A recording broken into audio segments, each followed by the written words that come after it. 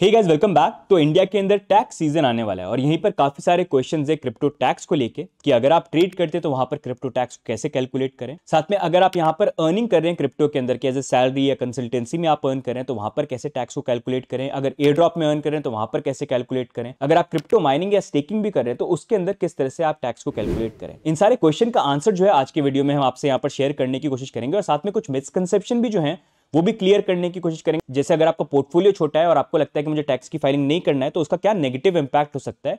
साथ में यहाँ पर कोई तरीका ऐसा है कि क्या हम टैक्स को थोड़ा सा बचा सकते हैं, क्योंकि यहाँ पर प्रोबेबिलिटी है थोड़ा सा अमाउंट आप बचा सकते हैं, तो उसके बारे में हम बात करेंगे। साथ में जब क्रिप्टो टैक्स की बात आती है तो आज की डेट में चीजें काफी कॉम्प्लिकेट हो गई। मतलब ट्रांजेक्शन लेना है, एक्सचेंज से लेना है, अलग अलग प्लेटफॉर्म से लेना है और वो सारी चीजें यहाँ पर निकाल के फिर क्रिप्टो टैक्स की फाइलिंग करो तो काफी टाइम उसमें निकल जाता है। वहीं पर हम आज की वीडियो में ये भी समझेंगे कि कैसे फास्टेस्ट वे के अंदर आप क्रिप्टो टैक्स फाइलिंग कर सकते हैं और कितना खर्चा आपका यहाँ पर उसके अंदर आ सकता है। तो क्रिप्टो टैक्स को लेके जितने भी क्वेश्चन थे जो मैंने आपसे ट्वीट डाल के पूछा था कि आपके कोई भी क्वेश्चन है आप पूछिए, हम एक सेशन करेंगे।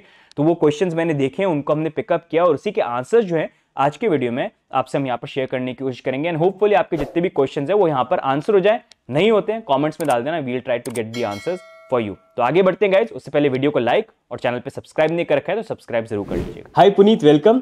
तो सबसे पहले आप हमारे जो व्यूअर्स हैं, ऑडियंस हैं, उनको प्लीज अपना थोड़ा सा इंट्रोडक्शन दीजिए आपके बैकग्राउंड के बारे में एंड कैसे आपने कॉइनेक्स को स्टार्ट किया।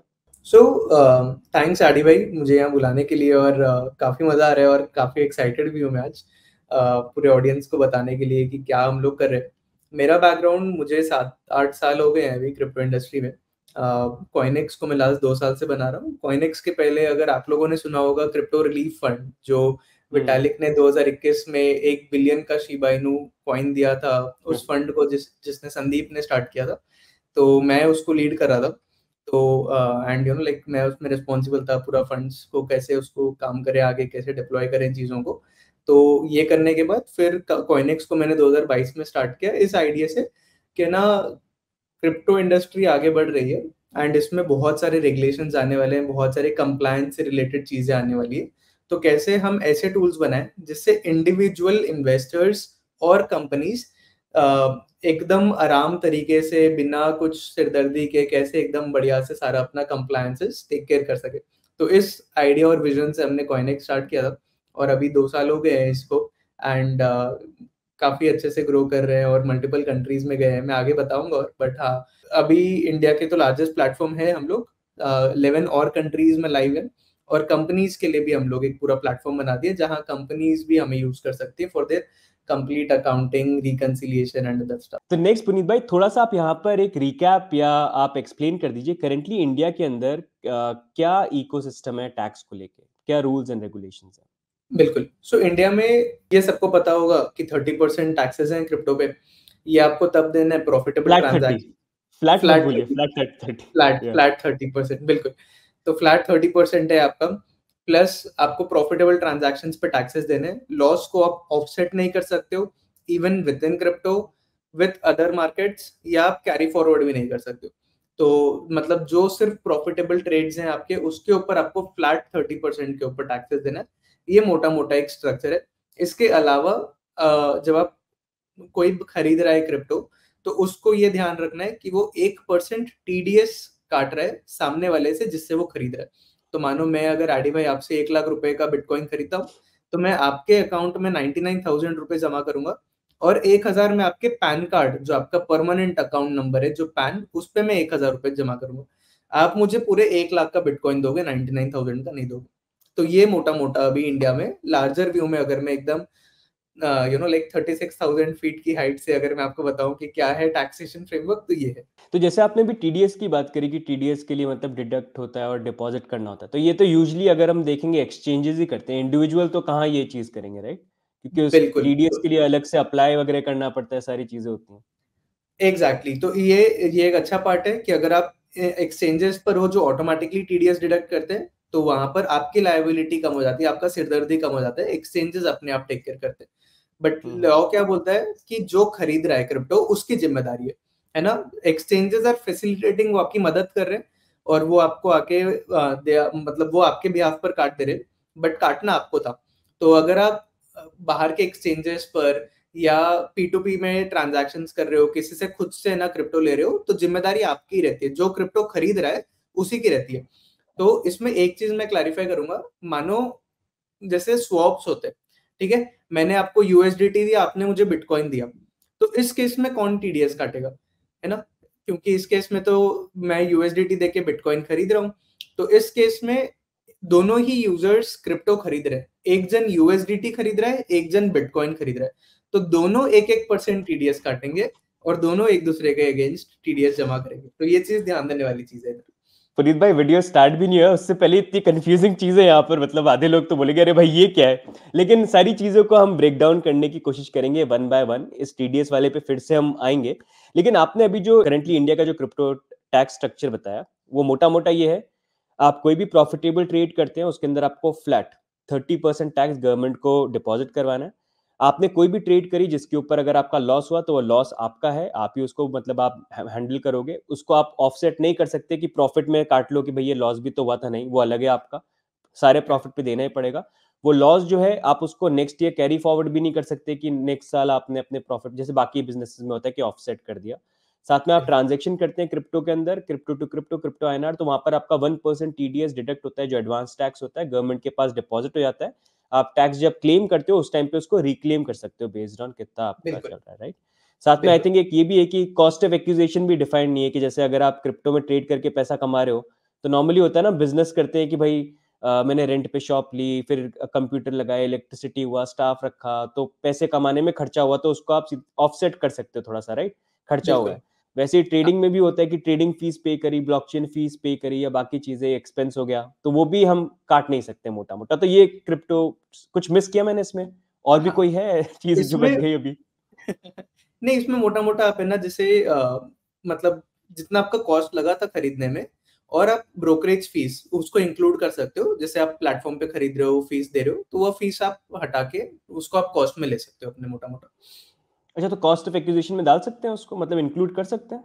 हाँ, आप ब्रोकरेज फीस पर्टिकुलरली डाल सकते हो, बाकी कंप्यूटर का खर्चा, बिजली का खर्चा, ये सारी चीजें नहीं डाल अच्छा, सकते ये हो, सारी बट चीज उस ट्रेड पर डालने के लिए आपको जो ब्रोकरेज दिया है आपने, जो 0.01% रहता है के आसपास, वो आप क्लेम कर सकते हो, बिल्कुल। वो क्लेम कर सकते हो। और ब्लॉकचेन फीस, अगर ब्लॉकचेन पे ट्रांजैक्शन के लिए कोई फीस हुई, जैसे डीफाई पे ट्रांजैक्शन होते हैं, तो वो भी कर सकते हो? हाँ, तो आप वो भी क्लेम कर सकते हो, क्योंकि आपका कॉस्ट, जैसे मानो आप डीफाई प्रोटोकॉल पे स्वैप्स कर रहे हो, तो स्वैप करने के लिए आपने ट्रांजैक्शन डाला, तो उसके लिए आपको गैस फीस देना ही था, which is also acting as a fees, तो वो भी आप क्लेम कर हम्म। सकते राइट, तो फिर ओवरऑल मतलब ये करंटली इंडिया के अंदर क्रिप्टो टैक्स स्ट्रक्चर है, राइट? हो, बिल्कुल। राइट, ठीक है। तो अब ये इंडिया का जो क्रिप्टो टैक्स स्ट्रक्चर है, मैं तो बोलता हूँ, मतलब मेरे व्यू के अकॉर्डिंग आई फील सबसे अनरीजनेबल क्रिप्टो टैक्स लॉज जो है वो इंडिया के अंदर है।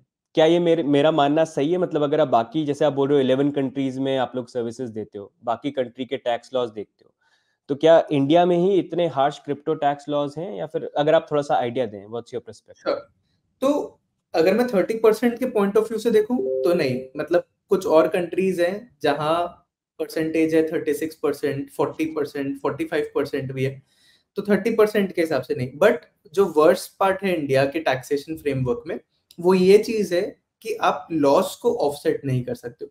तो इसमें ये हुआ कि अगर बंदा इन द एंड कमा रहा है, तो वो टैक्स देगा, भले ही वो 30% है, 20% है, उसको देने में इतना दुख नहीं लगेगा, क्योंकि इन द एंड उसने कमाया है।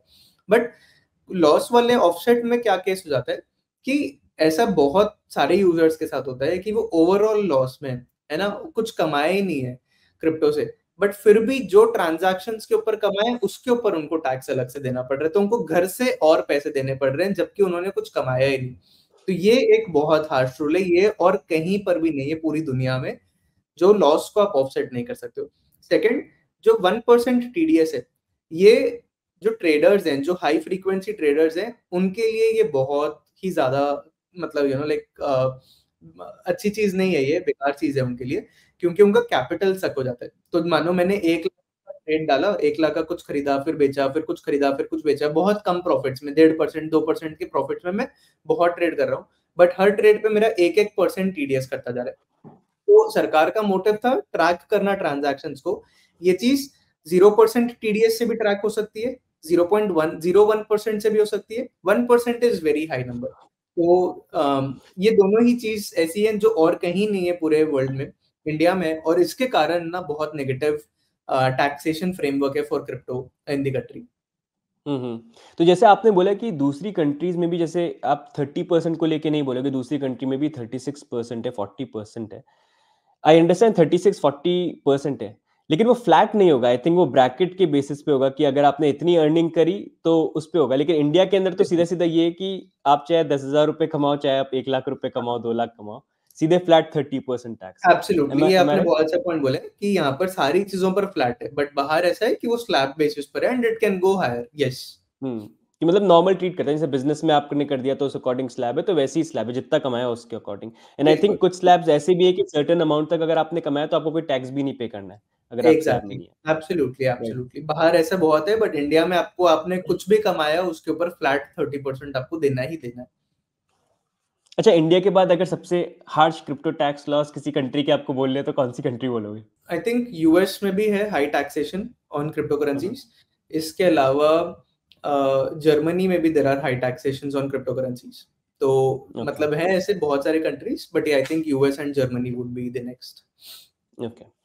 तो अब नेक्स्ट हम पुनीत थोड़ा सा ब्रेक डाउन करते हैं। जैसे ये मेन सेशन करने का रीज़न ये था क्योंकि अभी टैक्स सीज़न आने वाला है, एंड टैक्स को लेके लोगों के बहुत सारे क्वेश्चन हैं, एंड कि अलग-अलग सेगमेंट हैं क्रिप्टो के अंदर, अलग-अलग चीज़ें हैं, तो वहाँ पर अर्निंग हो रही है, तो किस तरह से हमको टैक्स यहाँ पर पे करना है। तो हम वन बाय वन एक-एक टॉपिक को पकड़ के कवर करने की कोशिश करते हैं, और आप उसको एक्सप्लेन करना टैक्स पर्सपेक्टिव से, कैसे टैक्स कैलकुलेट होता है, क्या चीज़ होता है, ताकि लोगों को आइडिया यहाँ पर मिले। तो बेस्ड ऑन क्वेश्चंस हमने अलग-अलग टॉपिक पिक किए हैं।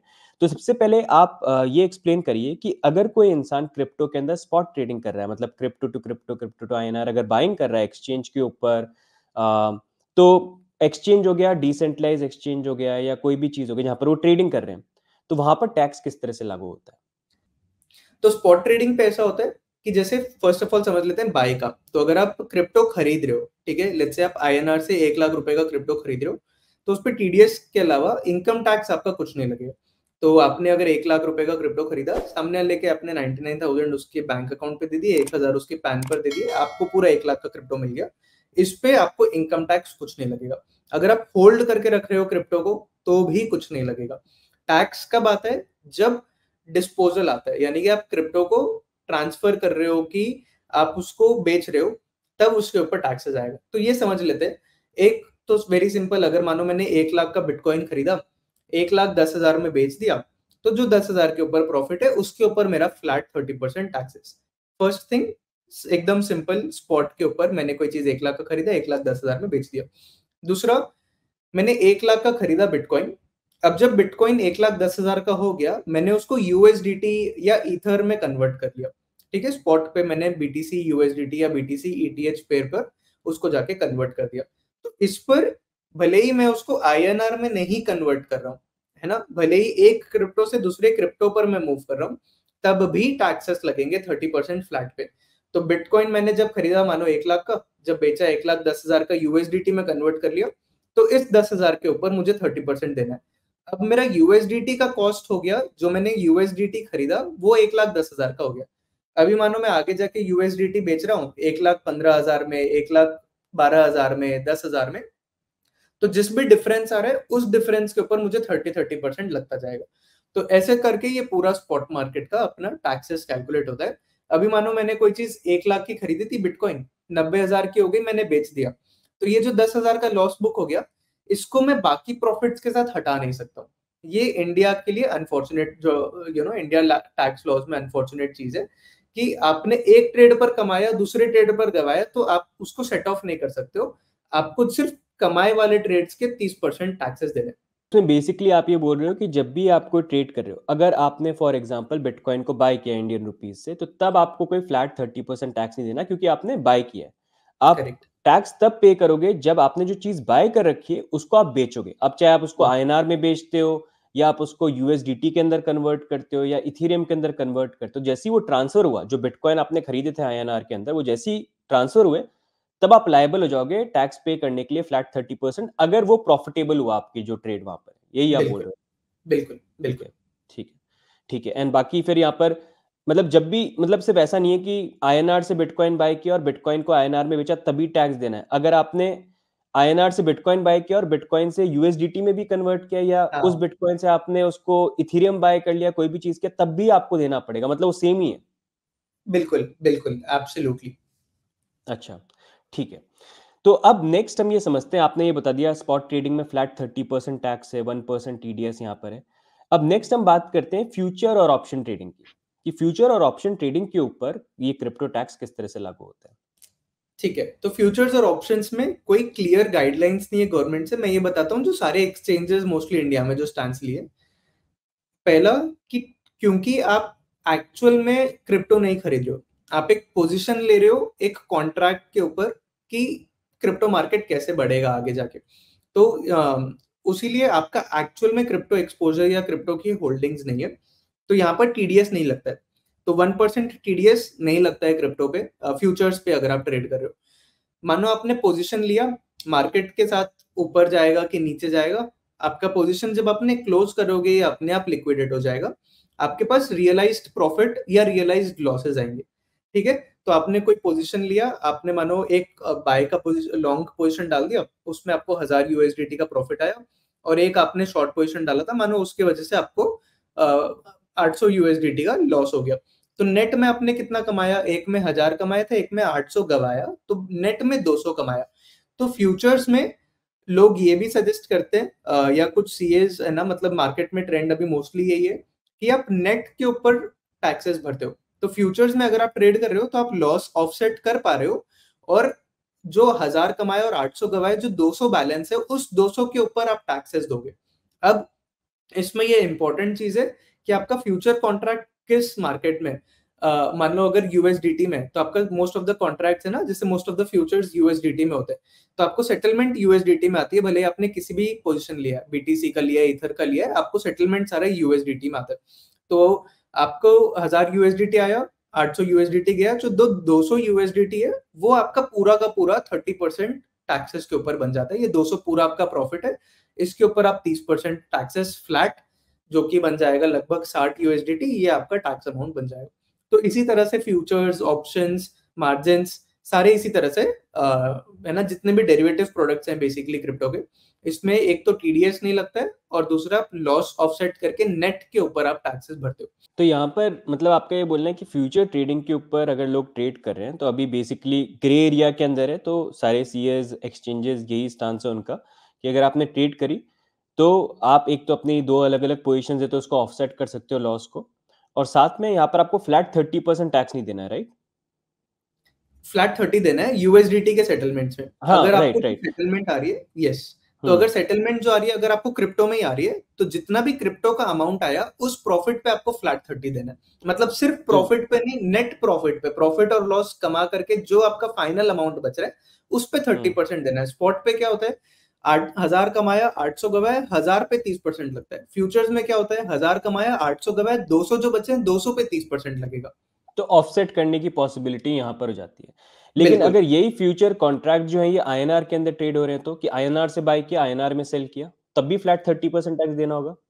कंजर्वेटिव व्यू में यस, अगर आप सेफ साइड रहना चाहते हो, क्योंकि क्लियर गाइडलाइंस नहीं है ना, हर सीए अपना इंटरप्रिटेशन निकाल दे कि किस तरह से।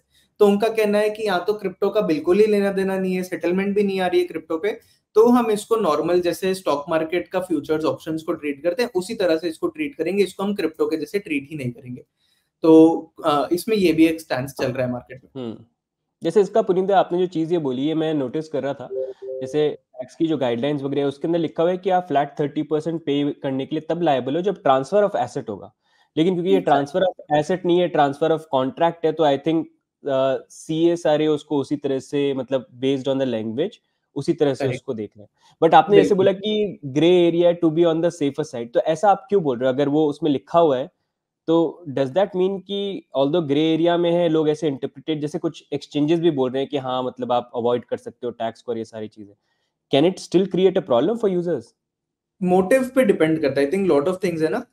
अगर आप फ्यूचर पे ट्रांजैक्शन भी कर रहे हो, बट इन द एंड आप क्रिप्टो के फ्यूचर्स पे कर रहे हो, आपका मोटिव है कि क्रिप्टो पे आपको पोजीशन लेना है, तो उसीलिए मैंने कंजर्वेटिव बोला। स्टॉक मार्केट में क्या है, it is completely different regulated, है ना। आपको स्टॉक के जो एग्रो कमोडिटीज पे ले लीजिए, आप कमोडिटीज पे ले लीजिए या स्टॉक्स पे ले लीजिए, उन सब के लिए क्लियर चीजें हैं कि क्या है, कैसे उसको ट्रीट किया जाता है। बट यहाँ पर मोटिव बंदे का हो जाएगा कि उसको बिटकॉइन पे पोजीशन लेना था, उसको इथेरियम पर पोजीशन लेना था, तब उसने उसका फ्यूचर पे डाला। तो इसीलिए मैं कह रहा हूँ कि एक ग्रे एरिया है, और यहाँ पर कंजर्वेटिव साइड पे आप अगर इन दी एंड इंटेंट पूछने आओगे तो इंटेंट तो यही है कि मुझे क्रिप्टो मार्केट पे एक पोजीशन लेना था। तो उस हिसाब से मैं बोल रहा हूँ कि अगेन कोई इसके ऊपर केस स्टडीज नहीं आए हैं, लॉ ये मतलब फाइट नहीं हुआ है कोर्ट आपका में। बेसिकली बोल हाँ। रही है कि भाई इंडियन ध्यान रखो, ये इंडिया है तो सोच समझ के चलना हमेशा बढ़िया रहता है, ये बोलना चाह रहे हो आप, एग्जैक्टली है ना? Exactly, yes yes yes. तो इस पे एक चीज जो न्यूज में भी काफी चल रही है, एंड वो मैं आपसे पूछना चाहूंगा। जैसे अभी आपने देखा स्टॉक मार्केट के अंदर ऑप्शंस और फ्यूचर्स को लेके मतलब ये बोल रहे हैं कि पॉसिबली हो सकता है बजट सेशन में उसके ऊपर भी, मतलब उसको अभी बिजनेस इनकम में आता है अगर आप फ्यूचर एंड ऑप्शंस करते हैं, उसको स्पेकुलेटिव ट्रेडिंग के अंदर लेके आया जाए और उस पर फिर फ्लैट 30% टैक्स या फिर उसके अंदर टीडीएस वगैरह लगा जाए। तो ये न्यूज़ जो है ये एक्चुअली में ऐसा हो सकता है एफएनओ मार्केट में, पॉसिबिलिटी है इसकी होने की? और अगर होता है तो क्या सेम क्रिप्टो मार्केट में भी होगा या फिर ये this is just for stock market? मतलब आपका क्या ओपिनियन है? हो सकता है बिल्कुल, और बहुत लाइक बहुत सारे डिस्कशन फोरम्स में ये चीज सामने आई है। इसका मेन मोटिव क्या है ना, फ्यूचर्स और ऑप्शंस में लोग पैसे यूजुअली नहीं कमाते, रिटेल जनता। रिटेल हमेशा अपने हाथ बर्न करते हैं, उनको ऐसा लगता है कि वो समझ रहे हैं बट नहीं समझते हैं, और उनके हाथ चलते हैं इसमें, और बहुत लोगों को लॉसेस होता है। तो गवर्नमेंट ये पॉलिसीज इसलिए बना रही है ताकि इन्वेस्टर्स का, जो रिटेल इन्वेस्टर्स हैं, उनका पैसा प्रोटेक्टेड रहे, है ना। वो लालच में आके या अननोइंगली ऐसी चीजें ना करें जिससे उनकी लाइफ सेविंग्स खत्म हो जाए। तो इसीलिए यहाँ पर इस तरह के हार्श पॉलिसीज लेके आ रहे हैं ताकि लोग थोड़ा सा, है ना, मतलब डिस्करेज हो इस प्रोडक्ट में एंटर करने के लिए। अभी आप अगर देखोगे, ये भी एक बीच में न्यूज आई थी कि अभी अगर आप फ्यूचर्स या ऑप्शंस का स्टॉक मार्केट में पोजीशन लेते हो तो मिनिमम लॉट साइज 2 लाख का होता है, उसको 20 लाख करने का प्लान चल रहा है। तो 20 लाख तभी बंदा लगाएगा जब उसके पास, है ना, मतलब वो एक सीरियस लार्ज इन्वेस्टर है। रिटेल इन्वेस्टर इतना हाई अमाउंट नहीं लगाते। तो आप इंटेंट देखोगे गवर्नमेंट का, तो that is more on consumer protection, कि कैसे उसके फंड्स प्रोटेक्टेड रहे। बट क्रिप्टो में भी वो सेम चीज है। अगर अपन प्रॉफिट साइड में या बेनिफिट साइड में अगर स्टॉक मार्केट से कंपेयर कर रहे हैं, तो जब टर्न अराउंड होंगी चीजें तो वही सेम चीजें यहाँ पर भी अप्लाइड होंगी। INR settlement okay. जहां पर आ रहे हैं, यूएसडीटी सेटलमेंट तो आज भी 30% है। आईएनआर हम्म सेटलमेंट में क्वेश्चन है, तो वहां भी आई थिंक सिमिलर 30% ही आएगा। हम्म। अच्छा, अब इसमें चलिए ये फ्यूचर का तो चलिए क्लियर आइडिया हो गया कि अभी के लिए तो मतलब ये आईएनआर में अगर होता है तो एक्सचेंजेस के अकॉर्डिंग, कुछ सीएस के according, based on language that they read, they feel कि यहाँ पर फ्लैट 30% टैक्स के लिए नहीं लायबल हो गया, आप स्लैब वाइज हो गए अगर आईएनआर टू क्रिप्टो कॉन्ट्रैक्ट्स आप ट्रेड कर रहे हो। लेकिन अगर क्रिप्टो टू आप फ्यूचर कॉन्ट्रैक्ट्स ट्रेड कर रहे हो, यूएसडीटी या बिटकॉइन, तो वहां पर आप 30%, फ्लैट 30% के लिए लायबल हो जाते हो। लेकिन दोनों बिल्कुल, केस के अंदर टीडीएस इंप्लीमेंट नहीं होगा, टीडीएस नहीं कटेगा, राइट? क्योंकि टीडीएस कॉन्ट्रैक्ट नहीं ट्रेड हो रहे कटेगा, और लॉस ऑफसेट कर सकते हो, तो जो नेट हैं। और अमाउंट लॉस आ रहा है भी। उसके ऊपर आपको 30% देना। तो ये तो बेसिकली ये बन गया कि स्पॉट ट्रेडिंग करो ही मत, उससे बेटर फ्यूचर ट्रेडिंग हो गया, जो और ज्यादा रिस्की बन जाती है लोगों के लिए। हाँ, तो इसीलिए मतलब, है ना, लाइक भले ही ये अच्छा लगता है सुनने में और लगता है कि हाँ फ्यूचर्स में कर ले, बट वही काफी मतलब हाई रिस्क प्रोडक्ट है ये। आप उसको समझते हो, अच्छे से समझ के ही एंटर करें, सिर्फ टैक्स के हम्म चक्कर में ना एंटर करें। अगर आप अच्छे से समझ रहे हो कि कैसे फ्यूचर्स चल रहा है, अच्छे से समझ रहे हो कि कैसे ऑप्शंस में ट्रेडिंग होती है, क्या पुट कॉल होता है, क्या लॉन्ग शॉर्ट होता है, उसी के बाद आप इस हम्म। प्रोडक्ट्स को आप यूज करें। तो इसको लेके जैसे मैं एग्जांपल दूंगा कि जैसे स्पॉट ट्रेडिंग जो है ना, उसको आप गाड़ी चलाने की तरह मान सकते हो कि आपको गाड़ी चलानी आनी चाहिए लेकिन आप चला सकते हो। लेकिन फ्यूचर ट्रेडिंग जो है वो एक स्पेस शटल को चलाने जैसा है। तो बहुत टेक्निकलिटीज बहुत चीजें होती हैं इंपॉर्टेंट जो ध्यान रखनी है, क्योंकि एक मिस्टेक जो है सब कुछ रुइन भी यहाँ पर कर सकती है। तो उसी तरह से एब्सोल्युटली। अब यहीं पर नेक्स्ट मूव ऑन हम करते हैं। अब यहाँ पर हम बात करते हैं एयर ड्रॉप्स की। अगर लोग जो है यहाँ पर क्रिप्टो के अंदर एयर ड्रॉप्स के थ्रू अर्न कर रहे हैं पार्टिसिपेट करके, या प्ले टू अर्न या प्ले टू टैप या जितने कॉन्सेप्ट्स आते रहते हैं, तो उस पर टैक्स किस तरह से कैलकुलेट होता है? श्योर, तो ये थोड़ा सा कॉम्प्लेक्स है। मैं इसको, है ना, पेन एंड पेंसिल से ट्राई करता हूँ कि मैं इसको समझाऊं थोड़ा डिटेल में हम्म कि कैसे ये काम करता है। सो एयर ड्रॉप को समझ लेते हैं कि किस तरह से ये टैक्स होता है ना। तो एयर ड्रॉप में अपने को मेजरली दो चीजें देखनी है। एक ये देखना है कि क्या जिस दिन पर मुझे एयर ड्रॉप आया था, क्या उस दिन पर उसकी कोई वैल्यू थी क्या, है ना। तो अगर उसकी कोई वैल्यू होती है, तो मानो कि जैसे मुझे मिला है आर्बिट्रम का एयर ड्रॉप, ठीक है, और ये एयर ड्रॉप मुझे मिला लेट्स से 1 मार्च को। तो क्या 1 मार्च को मैं आर्बिट्रम जो मुझे एयर ड्रॉप मिला था, क्या मैं उसको जाके कहीं पर सेल कर सकता था क्या, क्या उसके रिलेटेड कोई वैल्यू थी क्या उस पर। अगर होती है तो अब इससे आता है दो केसेस कि वैल्यू है या वैल्यू नहीं है। तो अगर वैल्यू है यस या नो। तो अगर वैल्यू होती है ना, तो उसी टाइम पर मानो मुझे जैसे 1 मार्च 2023 ले लेते हैं एग्जाम्पल के तौर पर। तो मानो जैसे 1 मार्च को आपको मिला और इसकी वैल्यू थी उस दिन पर, लेट्स अज्यूम कि मुझे 100 आर्बिट्रम मिले $1 की वैल्यू का ईच। तो जब मुझे 100 तो ये टोटल कितना हो गया, $100 का मुझे आर्बिट्रम मिला। तो ये पूरा का पूरा $100 मुझे उसी दिन पर यानी कि 1 मार्च 2023 पूरा का पूरा अमाउंट मेरे लिए इनकम टैक्स के लिए लायबल हो जाएगा। भले ही मैंने वो आर्बिट्रम को अपने वॉलेट से निकाला ही नहीं, बेचा ही नहीं, उसको कन्वर्ट भी नहीं किया, कुछ नहीं करने पर भी जैसे ही मेरे वॉलेट पर वो मिला है मुझे, पूरा का पूरा अमाउंट मेरे लिए इनकम टैक्स के जैसे आ जाएगा ये। ठीक है, अभी यहाँ तक समझते हैं। फिर इसके बाद ये इनकम टैक्स जो आएगा, कितना इनकम टैक्स लगेगा इस पे? बिल्कुल, तो उसी पर मैं आ रहा था। तो ये इनकम टैक्स ना आप अपने स्लैब रेट्स के हिसाब से ले सकते हो, इस पे फ्लैट 30% नहीं है। तो लेट्स ओके। से $100 का, $100 को अगर मैं INR टर्म्स में मल्टीप्लाई कर दूं, मानो 8400, तो ये 8400 जो पूरा अमाउंट है, ये आपका पूरा का पूरा स्लैब रेट में, यानी जो 10%, 15%, 20% के स्लैब रेट के हिसाब से होता है, उस हिसाब से ये हम्म। आपका टैक्स लग जाएगा। अब हम्म। मानो जब मैं इसको बेचने गया, लेट्स से मैं इसको 4 मार्च को बेचने गया, और जब मैं 4 मार्च को बेचा, तब ये 100 आर्बिट्रम जो मेरे पास थे, इसकी प्राइस हो गई अब $1.50 ईच आर्बिट्रम, यानी कि ये बन गया $150 का। ठीक है, तो अब जब मैं इसको बेचने आ रहा हूं, तो अब क्या होगा। तो पहले मैंने खरीदा $100 पर, तो मैंने टैक्स ऑलरेडी भर दिया इनकम टैक्स के हिसाब से। तो अब जो ये 100 आर्बिट्रम है ना, उस पे $100 का कॉस्ट लग गया, बेचा $150 का। तो $150 माइनस $100 यानी कि हो गया $50। ये $50 पे मुझे फ्लैट 30% टैक्स भरना है एज कैपिटल गेन्स। ठीक है, इसमें ध्यान देने वाली चीज ये है कि पहले वाला था इनकम फ्रॉम अदर सोर्स हम्म। के, उसको दिखाते हो आप, और बाद में ही आएगा कैपिटल गेन्स के तौर पर। तो इसमें बहुत सारे लोग अब ऐसे सोचेंगे कि यार ये तो 2 बार टैक्स देना पड़ेगा। नहीं, ये बेटर है। क्यों? अगर आप पूरा 150 पर देते ना टैक्स, तो पूरा 150 पर 30% लगता था आपको एक तरह से। बट यहाँ पर अभी क्या मिल गया आपको, $100 पे बेनिफिट मिल गया, उसको 10%, 15%, 20% के हिसाब से दिखाने का, और जो बाकी $50 है उस पे 30% लग रहा है। तो ये हमेशा हम्म। बेटर रहेगा from all the other cases, है ना। 150 हम्म। पे पूरा 30% से बेटर रहेगा 100 पे।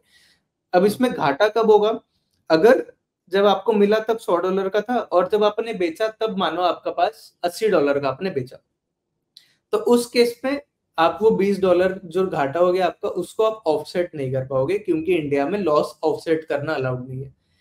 तो अगर आपको एयर ड्रॉप मिला और उसके बाद एयर ड्रॉप को जब आपने बेचा वो ज्यादा प्राइस पर बेचा है, तो आप फायदे में हो, आपको अच्छा, आपके लिए वो चीज अच्छा हुआ। अगर आपको एयर ड्रॉप मिला और जब आप एयर ड्रॉप बेच रहे हो तो उसका प्राइस गिर गया, तो वो एक तरह से आपके लिए नुकसानदायक हो गया। Sure. तो आपका बेसिकली मतलब बोलना ये कि एयर ड्रॉप अगर आप क्लेम करते हो तो जिस दिन आपको एयर ड्रॉप मिला और उस टाइम पे उसकी जो वैल्यू आ गई है, उसके बेसिस पे आपको टैक्स पे करना होगा जो करंट प्राइस थी। और वो टैक्स जो आपको फ्लैट 30% नहीं देना है, वो आपको देना है बेस्ड ऑन कौन से स्लैब के अंदर आप इनकम में आते हो। दूसरी बिल्कुल। चीज ये है कि यहाँ पर अगर आपने जो है उस टाइम पे उसको नहीं बेचा, जैसे $100 के मिले उस टाइम पे लिस्टिंग वाले दिन ही, जब आया $100 प्राइस थी, आपने नहीं बेचा, बाद में 150 बन गया, तो टैक्स जब पे करना होगा $100 पे तो नॉर्मल आप स्लैब के अकॉर्डिंग ही पे करोगे। लेकिन क्योंकि $100 से लेके $50, एक $150 तक चले गए, $50 का जो वो आपको प्रॉफिट हुआ है, वो इनकम नहीं है, वो बेसिकली आपने क्योंकि एसेट को होल्ड किया तो उससे आपका फायदा हुआ। जैसे आप नॉर्मली क्रिप्टो को बाय करते हो, होल्ड करते हो, बढ़ जाता है, तो वो आपका क्रिप्टो गेन आ गया जो फ्लैट 30% लेगा। तो उस $50 पे आपके फ्लैट 30 लगेंगे, लेकिन जो इनिशियली एयर ड्रॉप मिला वो इनकम में आता है, तो इनकम में आपका स्लैब के अकॉर्डिंग होगा, राइट? एग्जैक्टली, बिल्कुल बिल्कुल, एब्सोल्युटली। कितना सिंपल टैक्स सिस्टम है हमारा इंडिया का, बहुत सिंपल है। और इसमें दूसरा कंडीशन ले लेते हैं कि जब मुझे एयर ड्रॉप मिला, मानो आर्बिट्रम जब मुझे 1 मार्च 2023 को मिला, इसकी कोई लिस्टिंग ही नहीं थी, इसकी कहीं पर प्राइस ही नहीं थी, मैं चाह कर भी इसको नहीं बेच सकता था, और मानो अगर बेचना भी चाहूं तो भी लिक्विडिटी इतनी कम है कि मैं बेच ही नहीं पा रहा हूँ, मेरा ऑर्डर ही फिल नहीं हो रहा है। इन सच कंडीशंस आप ये बता सकते हो कि मैं चाह तो रहा था बेचने का, बट मैं बेच ही नहीं पाया। तो उस केस में क्या होगा, जब आप उसको फाइनली बेचने जा रहे हो, मानो आपने फाइनली उसको $150 का बेचा, 3-4 दिन के बाद, है ना, 4 मार्च को आपने बेचा, तो इस कंडीशन में ये पूरे $150 को आप स्लैब रेट पे लेके जा सकते हो, है ना, इनकम फ्रॉम अदर सोर्सेज के तहत। तो ये पूरा का पूरा इनकम आपका जो $150 है, ये अगर आप 10% के स्लैब में फॉल करते हो तो 10% टैक्स देना पड़ेगा, जो कि $15 हो गया। अगर आप 15% के स्लैब में होते तो अकॉर्डिंगली, 20% में होता तो अकॉर्डिंगली, और 30% में होता तब तो आपको कोई फर्क नहीं पड़ेगा, एक ही जैसे पड़ जाएगा, एक ही बात आ जाएगी। तो लेकिन ये इसमें बेनिफिट। ये कैसे पता चलेगा, जैसे कि आप बोल रहे हो कि अगर मैं बेच नहीं पाया, मे बी ब्लॉकचेन पे ट्रांजैक्शन अटक गया, या मैं वॉलेट पे एक्सेस नहीं कर पाया, मतलब हजारों रीजन हो सकते हैं। हाँ, तो वॉलेट तो एक्सेस ये सारे रीजंस अलाउड नहीं है, सिर्फ वो देखा जाएगा कि उस कॉइन की प्राइस और लिक्विडिटी क्या थी उस दिन पर। अच्छा, ओके। अगर तो प्राइस ये अवेलेबल नहीं है, कहीं पर लिस्टेड ही नहीं है, तो आप नहीं कर सकते, और लिक्विडिटी एकदम ही कम है, 5,000, 10,000, 15,000, है तो ना, ये मतलब। गवर्नमेंट के पास एग्जिस्टिंग टूल्स हैं जहाँ पर वो चेक कर पाते हैं, अगर किसी ने बोला कि भाई मैंने इस दिन बेचा, तो वो क्या चेक कर पाएंगे कि भाई उस टाइम पे लिक्विडिटी थी कि नहीं थी? आई थिंक कॉइन कैसे? मार्केट कैप, कॉइन गेको, इन सब पे प्राइसेस दिख जाते हैं कि कब उसका किस किस कॉइन का कितना प्राइस था, प्लस डीफाई प्रोटोकॉल्स के ऊपर जैसे यूनिस्वैप वगैरह पर भी हिस्टोरिकल प्राइस का डेटा मिल जाता है।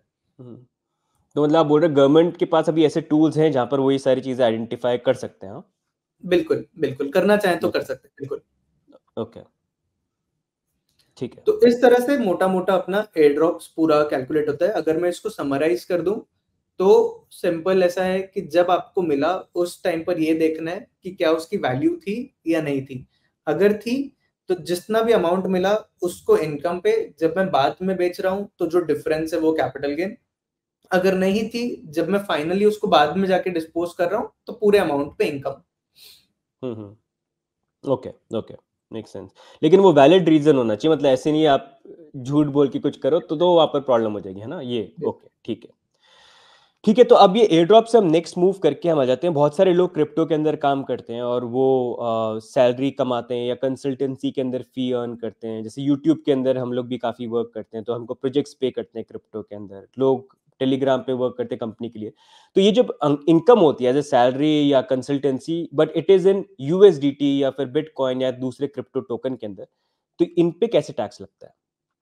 वेरी सिमिलर जैसे एयर ड्रॉप पर लगता है। तो मानो अगर सैलरी पर आती है ना, तो सैलरी पर आई, आपने उसी टाइम पर उसको आईएनआर पर कन्वर्ट कर लिया, तो आप उसको पूरा का पूरा अमाउंट, मतलब सिर्फ नॉर्मल सैलरी के जैसे जो इनकम स्लैब रेट है वैसे आप दे सकते हो। अगर आपने डिसाइड किया कि नहीं, जो मुझे सैलरी आई है मैं उसको होल्ड करना चाहता हूँ, तो जिस दिन आई उस दिन के वैल्यू पर आपका सैलरी लग जाएगा। जब आप फाइनली बेच रहे हो तो जो डिफरेंस अमाउंट है उसके ऊपर आपका कैपिटल गेन्स लग जाएगा। तो जैसे एयर ड्रॉप का अपन एग्जांपल लिए, उसी एग्जांपल से ही सैलरी भी आ जाएगी आपकी, कंसल्टेंसी इनकम है तो वो भी वैसे ही ट्रीट हो जाएगी। अच्छा, तो बेसिकली सेम ही हो गया कि जैसे अगर आप अर्न कर रहे हो, जैसे मैंने अभी कुछ काम किया, मेरी इनकम, मेरी सैलरी आई, जैसे मेरे $100 की सैलरी आई, तो जैसे आज मेरे को मिली, तो $100 पे आज ही लायबल हो गया हूँ मैं कि $100 पे मेरे को भाई अपना टैक्स पे करना होगा, और जो टैक्स पे करूंगा वो स्लैब रेट पे होगा, फ्लैट 30 पे नहीं होगा ना? बिल्कुल। Slab rate, right.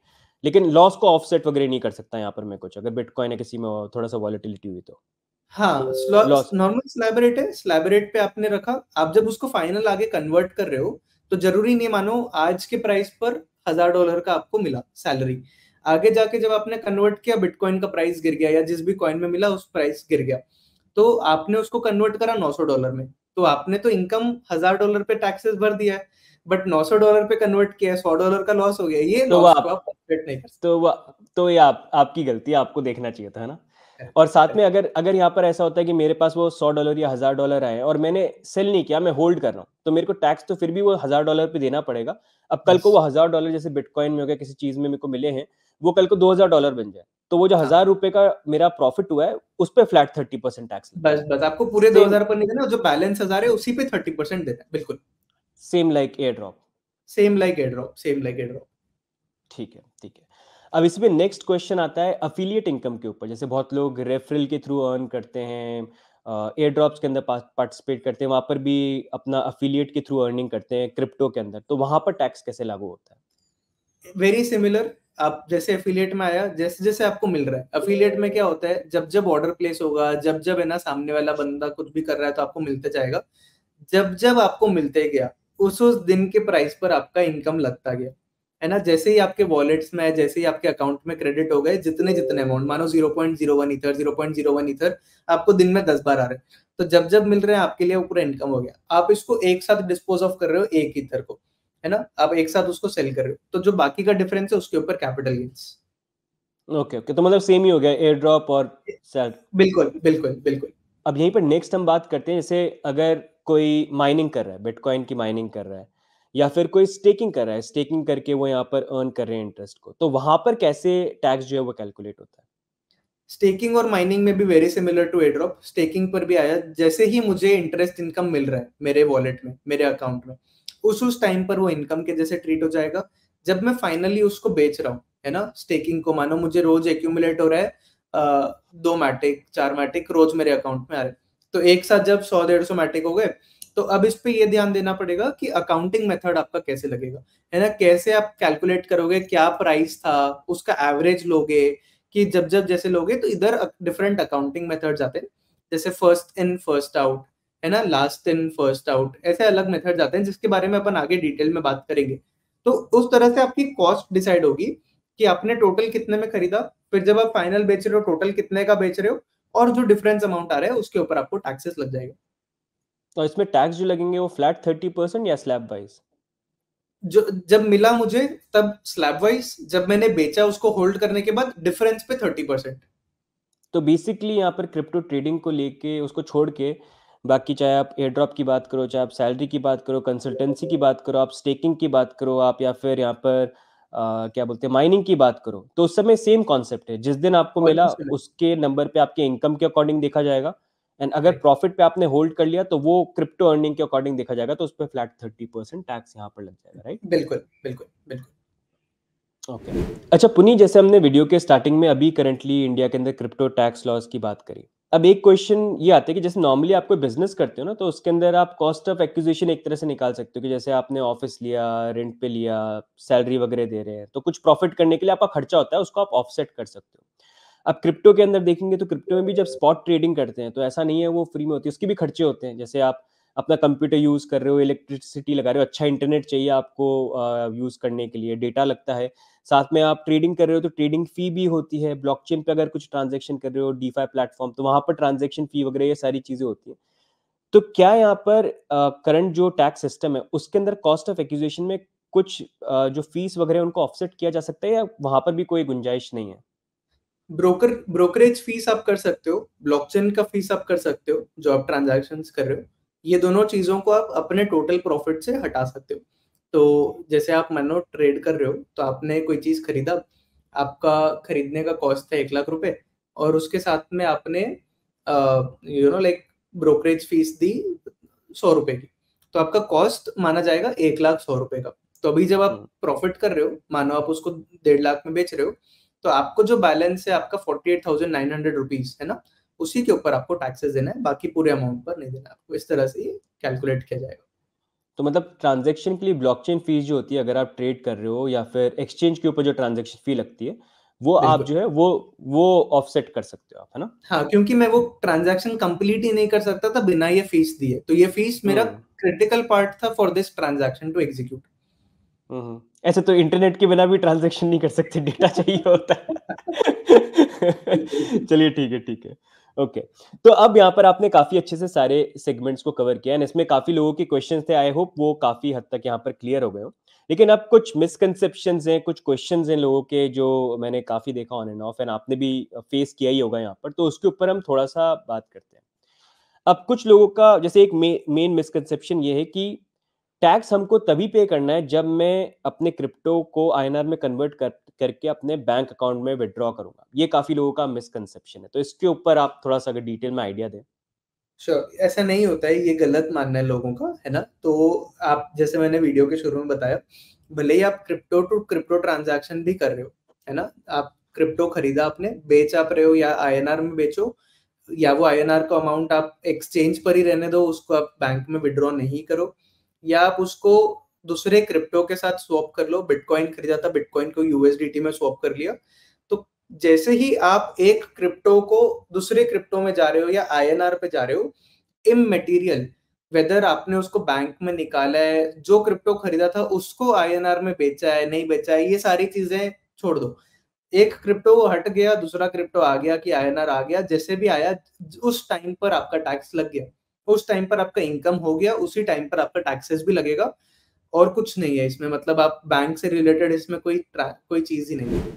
अच्छा, अब यहीं पर नेक्स्ट जो मिसकंसेप्शन है, वो मिसकंसेप्शन कुछ लोगों का ये है कि उनको ये लगता है कि अगर वो डिसेंट्रलाइज एक्सचेंज के ऊपर ट्रेड करें या ब्लॉकचेन के ऊपर ही ट्रेड कर रहे हैं, इंडियन एक्सचेंज को या एफआईयू रजिस्टर्ड एक्सचेंजेस को यूज नहीं कर रहे हैं या इंटरनेशनल एक्सचेंजेस को यूज कर रहे हैं, नॉन केवाईसी एक्सचेंजेस को, तो वहां पर क्योंकि उनका टीडीएस वगैरह भी नहीं कट रहा है, तो शायद वो लायबल नहीं है टैक्स को पे करने के लिए। तो इसको लेके आपके क्या व्यू पॉइंट है? ये भी गलत राय है। आपको सारे क्रिप्टो ट्रांजैक्शंस पे आपकी टैक्स बनती है। आप ये नहीं देखा जाता कि सामने वाला प्लेटफॉर्म कहाँ बेस्ड है, ये देखा जाता है कि आप किस कंट्री में बेस्ड हो। अगर आप इंडिया में रहते हो, इंडिया में आपका टैक्स रेसिडेंसी है, तो आपको सारे ट्रांजैक्शंस के ऊपर टैक्सेस भरना है, भले ही वो डेक्सेस हैं, भले ही वो ग्लोबल एक्सचेंजेस हैं जो इंडिया में टीडीएस नहीं काट रहे, है ना? ये आपकी रिस्पॉन्सिबिलिटी है। कल के दिन अगर गवर्नमेंट आके ट्रांजैक्शंस देखती है और पता चलता है कि आपके ये वॉलेट्स थे, आपके ये एक्सचेंजेस थे और आपने टैक्स नहीं भरा, तो आप लायबल हो भरने के लिए। तो ये लॉ है। यहाँ पर लोगों को बहुत सारा क्वेश्चन इसलिए आता है, वो बोलते हैं यार ये तो ट्रैक नहीं हो रहा। तो मेरा ये बोलना होता है कि it is just matter of time, तब तक ये ट्रैक नहीं हो रहा। अभी जैसे जैसे आगे और टूल्स आ जाएंगे, आगे और जैसे जैसे चीजें आ जाएंगी, आज के दिन ये ट्रैक नहीं हो रहा, बट आप ये मानो आपने कोई ब्लॉकचेन पे ट्रांजैक्शन कर दिया, ठीक है? 10 साल के बाद भी अगर आपका एड्रेस मिल गया ना, तो आपकी पूरी चिट्ठी खुल जाएगी कि कब कब आपने क्या क्या ट्रांजैक्शन किया था।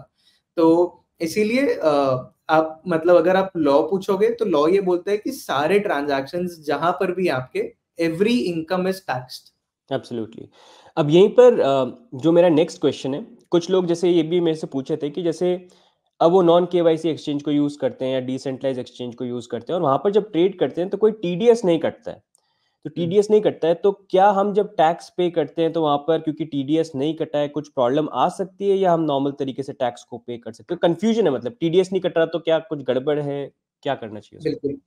तो ये बहुत ग्रे एरिया है, और यहाँ पर ना मैं आपको कॉन्सिक्वेंसेस बताता हूँ। मैं डरा नहीं रहा हूँ, मैं बता रहा हूँ क्या चीजें हो सकती है, मतलब जो करंट ये देखो, लॉज में। बोल बोल ये कमेंट तो आएंगे, पुनीत भाई कितना डरा दिया वीडियो में आपने, क्योंकि इंडिया का क्रिप्टो टैक्स तो है ही, ऐसा करे क्या? करेक्ट, मैं आपको फैक्ट्स बता रहा हूँ। मेरा काम है कि आप कॉशियस कॉल लो, आपको पता है आप क्या चीज कर रहे हो, बाकी फिर आगे रिस्क आपका, है ना? तो ये जैसे मैं शुरू में जब टीडीएस समझा रहा था, मैंने ये बताया था कि बायर जो क्रिप्टो खरीद रहा है उसकी रिस्पॉन्सिबिलिटी है टीडीएस काटना। एक्सचेंजेस फैसिलिटेट कर रहे हैं, वो आपके बिहाफ पर कर दे रहे हैं, but in the and liability किसकी है? बायर की। तो अगर मैं इंटरनेशनल एक्सचेंजेस पर जाके क्रिप्टो खरीद रहा हूँ, क्रिप्टो खरीदना मतलब आईएनआर से खरीदना ही नहीं, स्वैप कर रहा हूँ तो भी मैं दूसरा क्रिप्टो खरीद रहा हूँ, एक क्रिप्टो दे रहा हूँ तो दूसरा ले रहा हूँ, तो मैं कोई भी ट्रांजैक्शन कर रहा हूँ, हर पे लायबिलिटी मेरी है, टीडीएस कैसे काटूं और टीडीएस काट के मुझे भरना है। अभी प्रैक्टिकल में बताता हूँ प्रॉब्लम क्या आता है। मैं एक्सचेंज पर, मानो मैंने बाहर के कोई एक्सचेंज पर गया, वहां पर ऑर्डर प्लेस किया, मुझे पता ही नहीं कि सामने वाला ऑर्डर किसके साथ प्लेस हो रहा है, मैं उसको कांटेक्ट ही नहीं कर सकता हूं, तो मैं कैसे उसका पैन नंबर लूंगा, वो इंडिया का है कि बाहर का है? ब्लॉकचेन यूनिस्वैप पर या कोई पैनकेक स्वैप पर मैं ट्रांजैक्शन कर रहा हूँ, दूसरे वॉलेट के साथ पूल मैच हो रहा है, मेरा मार्केट मेकर के साथ हो रहा है, सामने वाला बंदा कौन है? I don't have any mechanism. तो मैं चाह कर भी उनसे डेटा नहीं ले सकता हूँ टीडीएस काटने के लिए, है ना? अगर मैं करना भी चाहता था तो भी मेरे पास कोई मैकेनिज्म नहीं है, मैं कैसे करूं? तो इस केस में बुरा से बुरा क्या हो सकता है? बुरा से बुरा ये होगा कि इनकम टैक्स में ना एक सेक्शन है 195 करके, जो ये बोलता है कि टीडीएस कैसे लगेगा जब सामने वाले का पैन नंबर आपको नहीं मिल रहा है। तो उस केस में सरकार ये बोलती है कि उस केस में आपको 20% टीडीएस काटना होता है और 20% टीडीएस जमा करना होता है। तो प्रैक्टिकली अब क्या होगा कि सामने वाला बंदा तो नहीं देगा, आप उसको बोलोगे कि भैया 1 लाख रुपए का मुझे बिटकॉइन दे दो, मैं तुम्हारा 80,000 रुपए तुमको दे देता हूँ और 20,000 रुपए तुम्हारे सरकार को दे देता हूँ, क्योंकि तुम्हारा पैन नंबर नहीं है। वो तो बोलेगा नहीं, मैं तो तुम्हारे साथ ट्रांजैक्शन, इनफैक्ट मेरे पास कोई तरीका ही नहीं है उसको कॉन्टैक्ट करने का। तो यहाँ पर अब हो क्या जाएगा कि मुझे तो 1 लाख रुपए उसको पूरे देने पड़ गए, साथ में 20,000 रुपए और देने पड़ जाएंगे इनकम टैक्स को, जिसको मैं क्लेम भी नहीं कर सकता हूँ क्योंकि मैंने उसके बिहाफ पर काटा है, और सामने वाला बंदा कौन है पता भी नहीं है। तो एक तरह से मैंने 20,000 रुपए दान कर दिए on each of my transaction that I am doing. तो ये बहुत डेंजरस क्लॉज है, क्योंकि यहाँ पर आपका मतलब आपका कॉस्ट 1.2 टाइम्स हो गया of what you are buying. तो तो ये बुरा से बुरा हो सकता है जहां पर टीडीएस नहीं कट रहा है। अब जैसे अब तो ऐसे तो ये आपने जो चीज़ बताई है इसमें इतने सारे ट्रेडर्स हैं जो अभी जब से ये रूल्स आए थे 1% टीडीएस के, उन्होंने इंटरनेशनल एक्सचेंजेस यूज़ करना चालू कर दिया, डिसेंट्रलाइज फाइनेंस के प्लेटफॉर्म यूज़ करना चालू कर दिए। अब वहाँ पर सीधी सी बात है, आपको पता भी नहीं है मतलब इंडियन रेजिडेंट है नहीं है, कहाँ का है कौन है, टीडीएस तो कहाँ कटेगा, कहाँ डिपॉजिट होगा वहाँ पर। एंड टीडीएस भी डिपॉजिट करना हर किसी की, ऐसा तो नहीं है कि हर किसी के पास टीडीएस का होता है कि आप जाके डिपॉजिट कर सकते हो, वो तो अलग से आपको अप्लाई करना पड़ता है, देखना पड़ता है, तो आसान काम भी नहीं है। तो ऐसे तो करेक्ट। बहुत, ये तो बहुत सारे ट्रेडर हो गए जिन्होंने टीडीएस उनका कटा नहीं होगा, तो उनके ट्रेड्स बिल्कुल। होंगे, तो ये कैसे मैनेज होगा, मतलब इट्स लाइक आई थिंक जब ये चीज विद टाइम बहुत हाईलाइट होके आएगी, मुझे ऐसा लगता है कि इसके ऊपर बड़े केसेस होंगे, है ना, और फाइट बैक करेंगे लोग अगर डिमांड आता है तो, है ना। ये सीधा सीधा ऐसे ही क्लोज होने वाला चैप्टर नहीं है, क्योंकि इसमें मतलब मेरी इंटेंट थी, मुझे सब चीज कंप्लाई करना था, तब भी मैं नहीं कर पा रहा था, है ना। और राइट। मुझे मेरे पास और कोई रास्ता नहीं था, तो मुझे लगता है कि ये फाइट होगा, ये कोर्ट वगैरह में जाएगा, और फिर वो कोर्ट डिसीजन से हमारे पास इंफॉर्मेशन आएगी कि फाइनली क्या प्रेसिडेंट हुआ। और इनफैक्ट ये भी डिपेंड करेगा कि कौन से कोर्ट पर आ रही है, क्योंकि ऐसा टॉपिक है जो सुप्रीम कोर्ट तक जा सकता है। तो वो देखना राइट। पड़ेगा राइट। कि फिर फाइनली जब वो केसेस आ रहे हैं और वो सुप्रीम कोर्ट तक गया है, तो उसका वर्डिक्ट क्या है, उसके ऊपर बहुत चीज डिपेंड करेगी। या बिकॉज आई थिंक ये तो बहुत ही कॉम्प्लिकेटेड सिचुएशन है जिसमें आई एम श्योर बहुत सारे लोग जो हैं अवेयर भी बहुत नहीं होंगे, क्योंकि पूरा क्रिप्टो टैक्स का मामला भी ऐसा है ना, इतनी सारी चीजें कि मतलब कैसे नौ लोग कैसे ग्रास्प उसकी रख पाए, सही बात यही है। है। ठीक है, अब इसमें जैसे मिसकंसेप्शन की हम बात कर रहे थे, let's come back to that.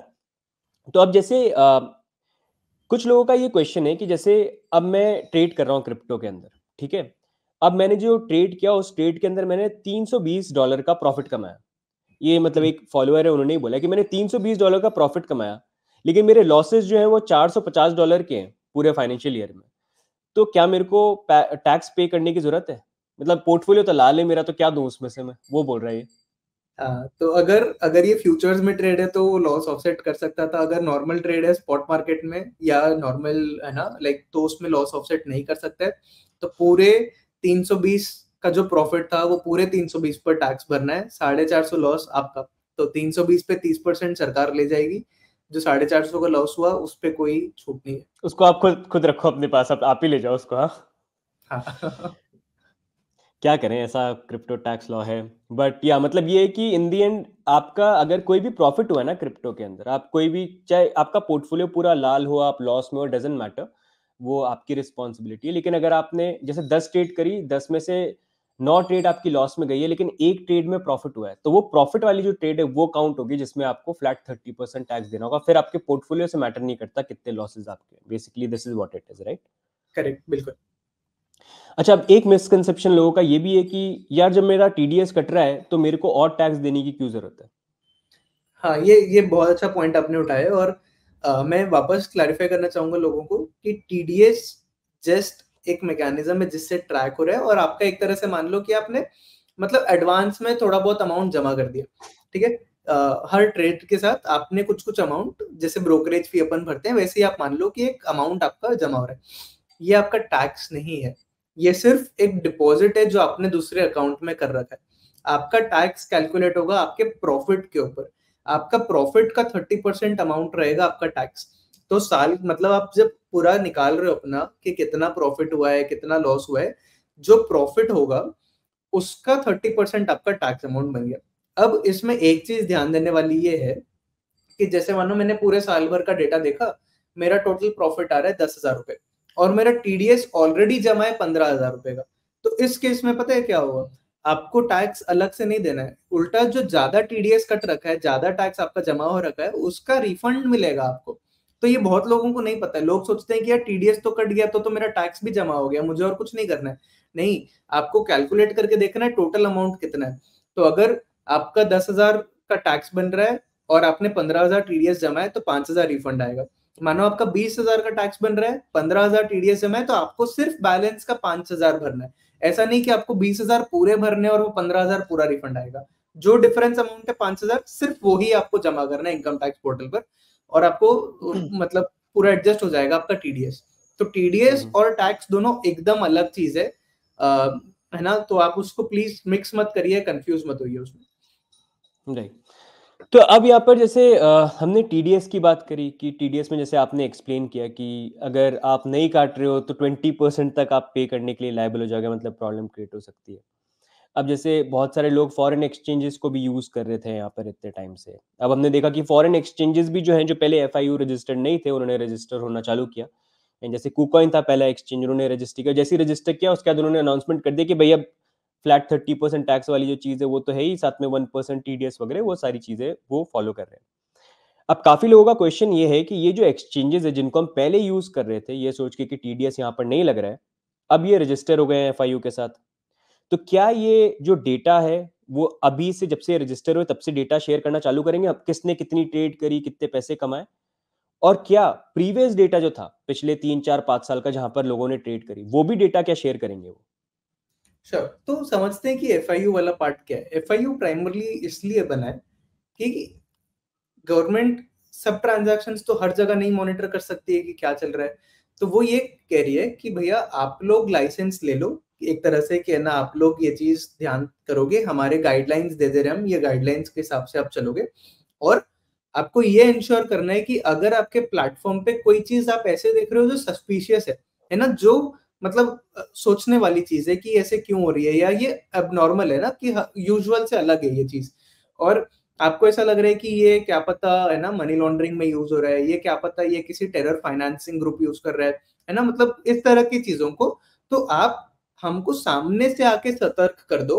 Department को एज एन एक्सचेंज आप सामने से आके बता दो कि ये चीज हम देख रहे हैं, ये हो भी सकता है सही है, ये हो भी सकता है गलत है, बट हमने देखा तो हम सोच रहे हैं कि हम आपको बता देते हैं, आप इस पे इन्वेस्टिगेट करके देख लो। तो ये सिर्फ एक्सचेंजेस नहीं करती हैं, इंडिया में सारे एनबीएफसी, सारे बैंक्स, सभी लोग ये चीज करते हैं। तो प्राइमरली एफआईयू का रजिस्ट्रेशन है कि मनी लॉन्ड्रिंग से रिलेटेड जो चीजें हैं उसमें कैसे एक्सचेंजेस भी क्रिप्टो करेंसी के ट्रांजैक्शंस को या क्रिप्टो एसेट के ट्रांजैक्शंस को जाके एफआईयू को रिपोर्ट कर सके। अब गवर्नमेंट को रिपोर्टिंग वाली जो बात आती है वो टीडीएस से पता चलता है। तो अगर टीडीएस जब कट रहा है तो गवर्नमेंट को पता चलता है कि किसने कौन से पैन नंबर में क्या खरीदा, क्या बेचा, वो सारी चीज वहां से आएगी। बट क्योंकि ये लोग इंडिया में रजिस्टर हो गए हैं और एफआईयू के जैसे इन्होंने कंप्लायंस है, तो इनका जो गवर्नमेंट ऑफ इंडिया है उनका एक लॉ ये भी है कि अगर गवर्नमेंट चाहे तो लास्ट 5 साल का डेटा एक्सचेंज से मांग सकते हैं फॉर एनी यूजर। ठीक है, तो ऐसा नहीं होगा कि वो सारे यूजर्स को बोल देंगे कि हमको सबका दे दो, मतलब ऐसा होना लाइकली इम्पॉसिबल है। वो ऐसा होगा कि बोलेंगे कि यार हमको इस पर्टिकुलर यूजर का ना आप 5 साल का डेटा दे दो, तो एक्सचेंजेस को वो देना पड़ सकता है ना। तो अगर गवर्नमेंट आके बोल रही है कि इस पर्टिकुलर यूजर का मुझे दे दो, तो भले ही वो उस टाइम पर इंडिया में एफआईयू रजिस्टर्ड थे कि नहीं थे, it is highly likely that they will have to share. ये फिर डिपेंड करेगा कि हर ईच एक्सचेंज क्या स्टैंड ले रहा है, वो देना चाहता है कि नहीं चाहता है, बट मेरी अंडरस्टैंडिंग ये बोलती है कि मोस्टली सारे एक्सचेंजेस देंगे ये डेटा। तो पुनीत, अब नेक्स्ट मूविंग ऑन हम बात करते हैं कि इतने सारे जो रूल्स हैं क्रिप्टो के अंदर, एंड यहाँ पर इतने सारे प्लेटफॉर्म भी हैं जो एट टाइम्स लोग यहाँ पर यूज़ करते हैं। तो जैसे ट्रांजैक्शन कहीं पर भी हो सकती है, एक एक्सचेंज पे 10 हुए, दूसरे एक्सचेंज पे 20 हो गए, डिसेंट्रलाइज प्रोटोकॉल्स पे इतने सारे ट्रांजैक्शन हो गए। तो अगर यहाँ पर इंडिया के अंदर किसी को टैक्स फाइलिंग करनी है, इनकम टैक्स फाइलिंग, तो उसका करंट प्रोसेस क्या है, किस तरह से उसको करना है, और अगर टैक्स फाइलिंग नहीं करते हैं तो उसके क्या नेगेटिव इम्पैक्ट यहाँ पर आ सकते हैं? ठीक है, तो मतलब ये बहुत कॉम्प्लेक्स आइडिया है। जैसे आपने बताया ना कि यूजुअली क्रिप्टो में क्या होता है, एक बंदा के एक एक्सचेंज पे अकाउंट है, कुछ और जगह है, तीसरे जगह है, तो वो तीनों जगह से डेटा निकाल के ये समझ के कि सबसे इसमें टैक्स भरने के लिए ना दो चीजें बहुत इंपॉर्टेंट है, कि आपने खरीदा कितने में, बेचा कितने में। ठीक है, सिंपल एकदम बेसिक चीजें हैं, बट मुश्किल है क्रिप्टो में। क्यों? क्योंकि 24 घंटे का मार्केट है, हमेशा प्राइस चेंज हो रहा है, हर एक्सचेंज पे प्राइस अलग होती है। आप डॉलर वैल्यू लोगे तो यूएसडीटी का वैल्यू अलग है, डॉलर का वैल्यू अलग है, तो बहुत सारी वेरिएबल चीजें हैं इसमें। तो उसको आप कैसे ट्रीट करोगे? फिर तो यहाँ पर क्या होगा कि आपको बेसिकली देखना पड़ेगा कि आपके जितने ट्रांज़ैक्शंस हैं अलग-अलग प्लेटफ़ॉर्म्स पे, आपको सबको कंपाइल करना पड़ेगा, देखना पड़ेगा कि कब आपने लिया था, कितने में लिया था, कौन से प्लेटफ़ॉर्म पर लिया था, वो ट्रांज़ैक्शन कैसा है, क्या वो फ्यूचर्स का ट्रांज़ैक्शन है, क्या वो स्पॉट का ट्रांज़ैक्शन है, उसको कैटेगराइज़ करना पड़ेगा। फिर जब आप उसको बेच रहे हो तो उसको आप एक अकाउंटिंग मेथड लगाना पड़ेगा कि ना मैं जब पहले खरीदा जो सबसे पहले आया था वही सबसे पहले बेच रहा हूँ क्या? या जो सबसे लास्ट में आया वो पहले बेच रहा हूँ क्या? या जो सबसे ज़्यादा क्वांटिटी में आया था उसको पहले बेच रहा हूँ क्या? तो ऐसे अलग-अलग अकाउंटिंग मेथड्स हैं। तो उस अकाउंटिंग मेथड के हिसाब से आपको देखना होगा कि बेच रहे हो तो उसका प्राइस क्या ले रहा है वो और जब बेच रहे हो तो उस दिन पर प्राइस क्या था। तो इससे आपका निकलेगा कि आपने बेचा कितने अमाउंट पे, खरीदा हुआ कितने अमाउंट पर था और फिर उसके डिफरेंस के ऊपर आपका टैक्स लगेगा। तो ये बहुत खुद से कैलकुलेट करना ना ये बहुत कॉम्प्लेक्स हो जाता है एंड यहाँ पर इसीलिए मतलब है ना like CoinEx like platform can help in कि आप सीधा-सीधा आ जाओ डेटा मतलब CoinEx supports like 300 plus platforms जहाँ से आप ट्रांज़ैक्शंस फेच कर सकते हो। तो मान लो जैसे कॉइनडीसीएक्स, बाइनेंस, कुकॉइन या लाइक बिटगेट या बाहर के वॉलेट्स अपने जितने भी मेटामास्क, ट्रस्ट ये वो मतलब या चेन्स तो ऐसे बहुत बड़ा इकोसिस्टम कॉइनेक्स सपोर्ट करता है।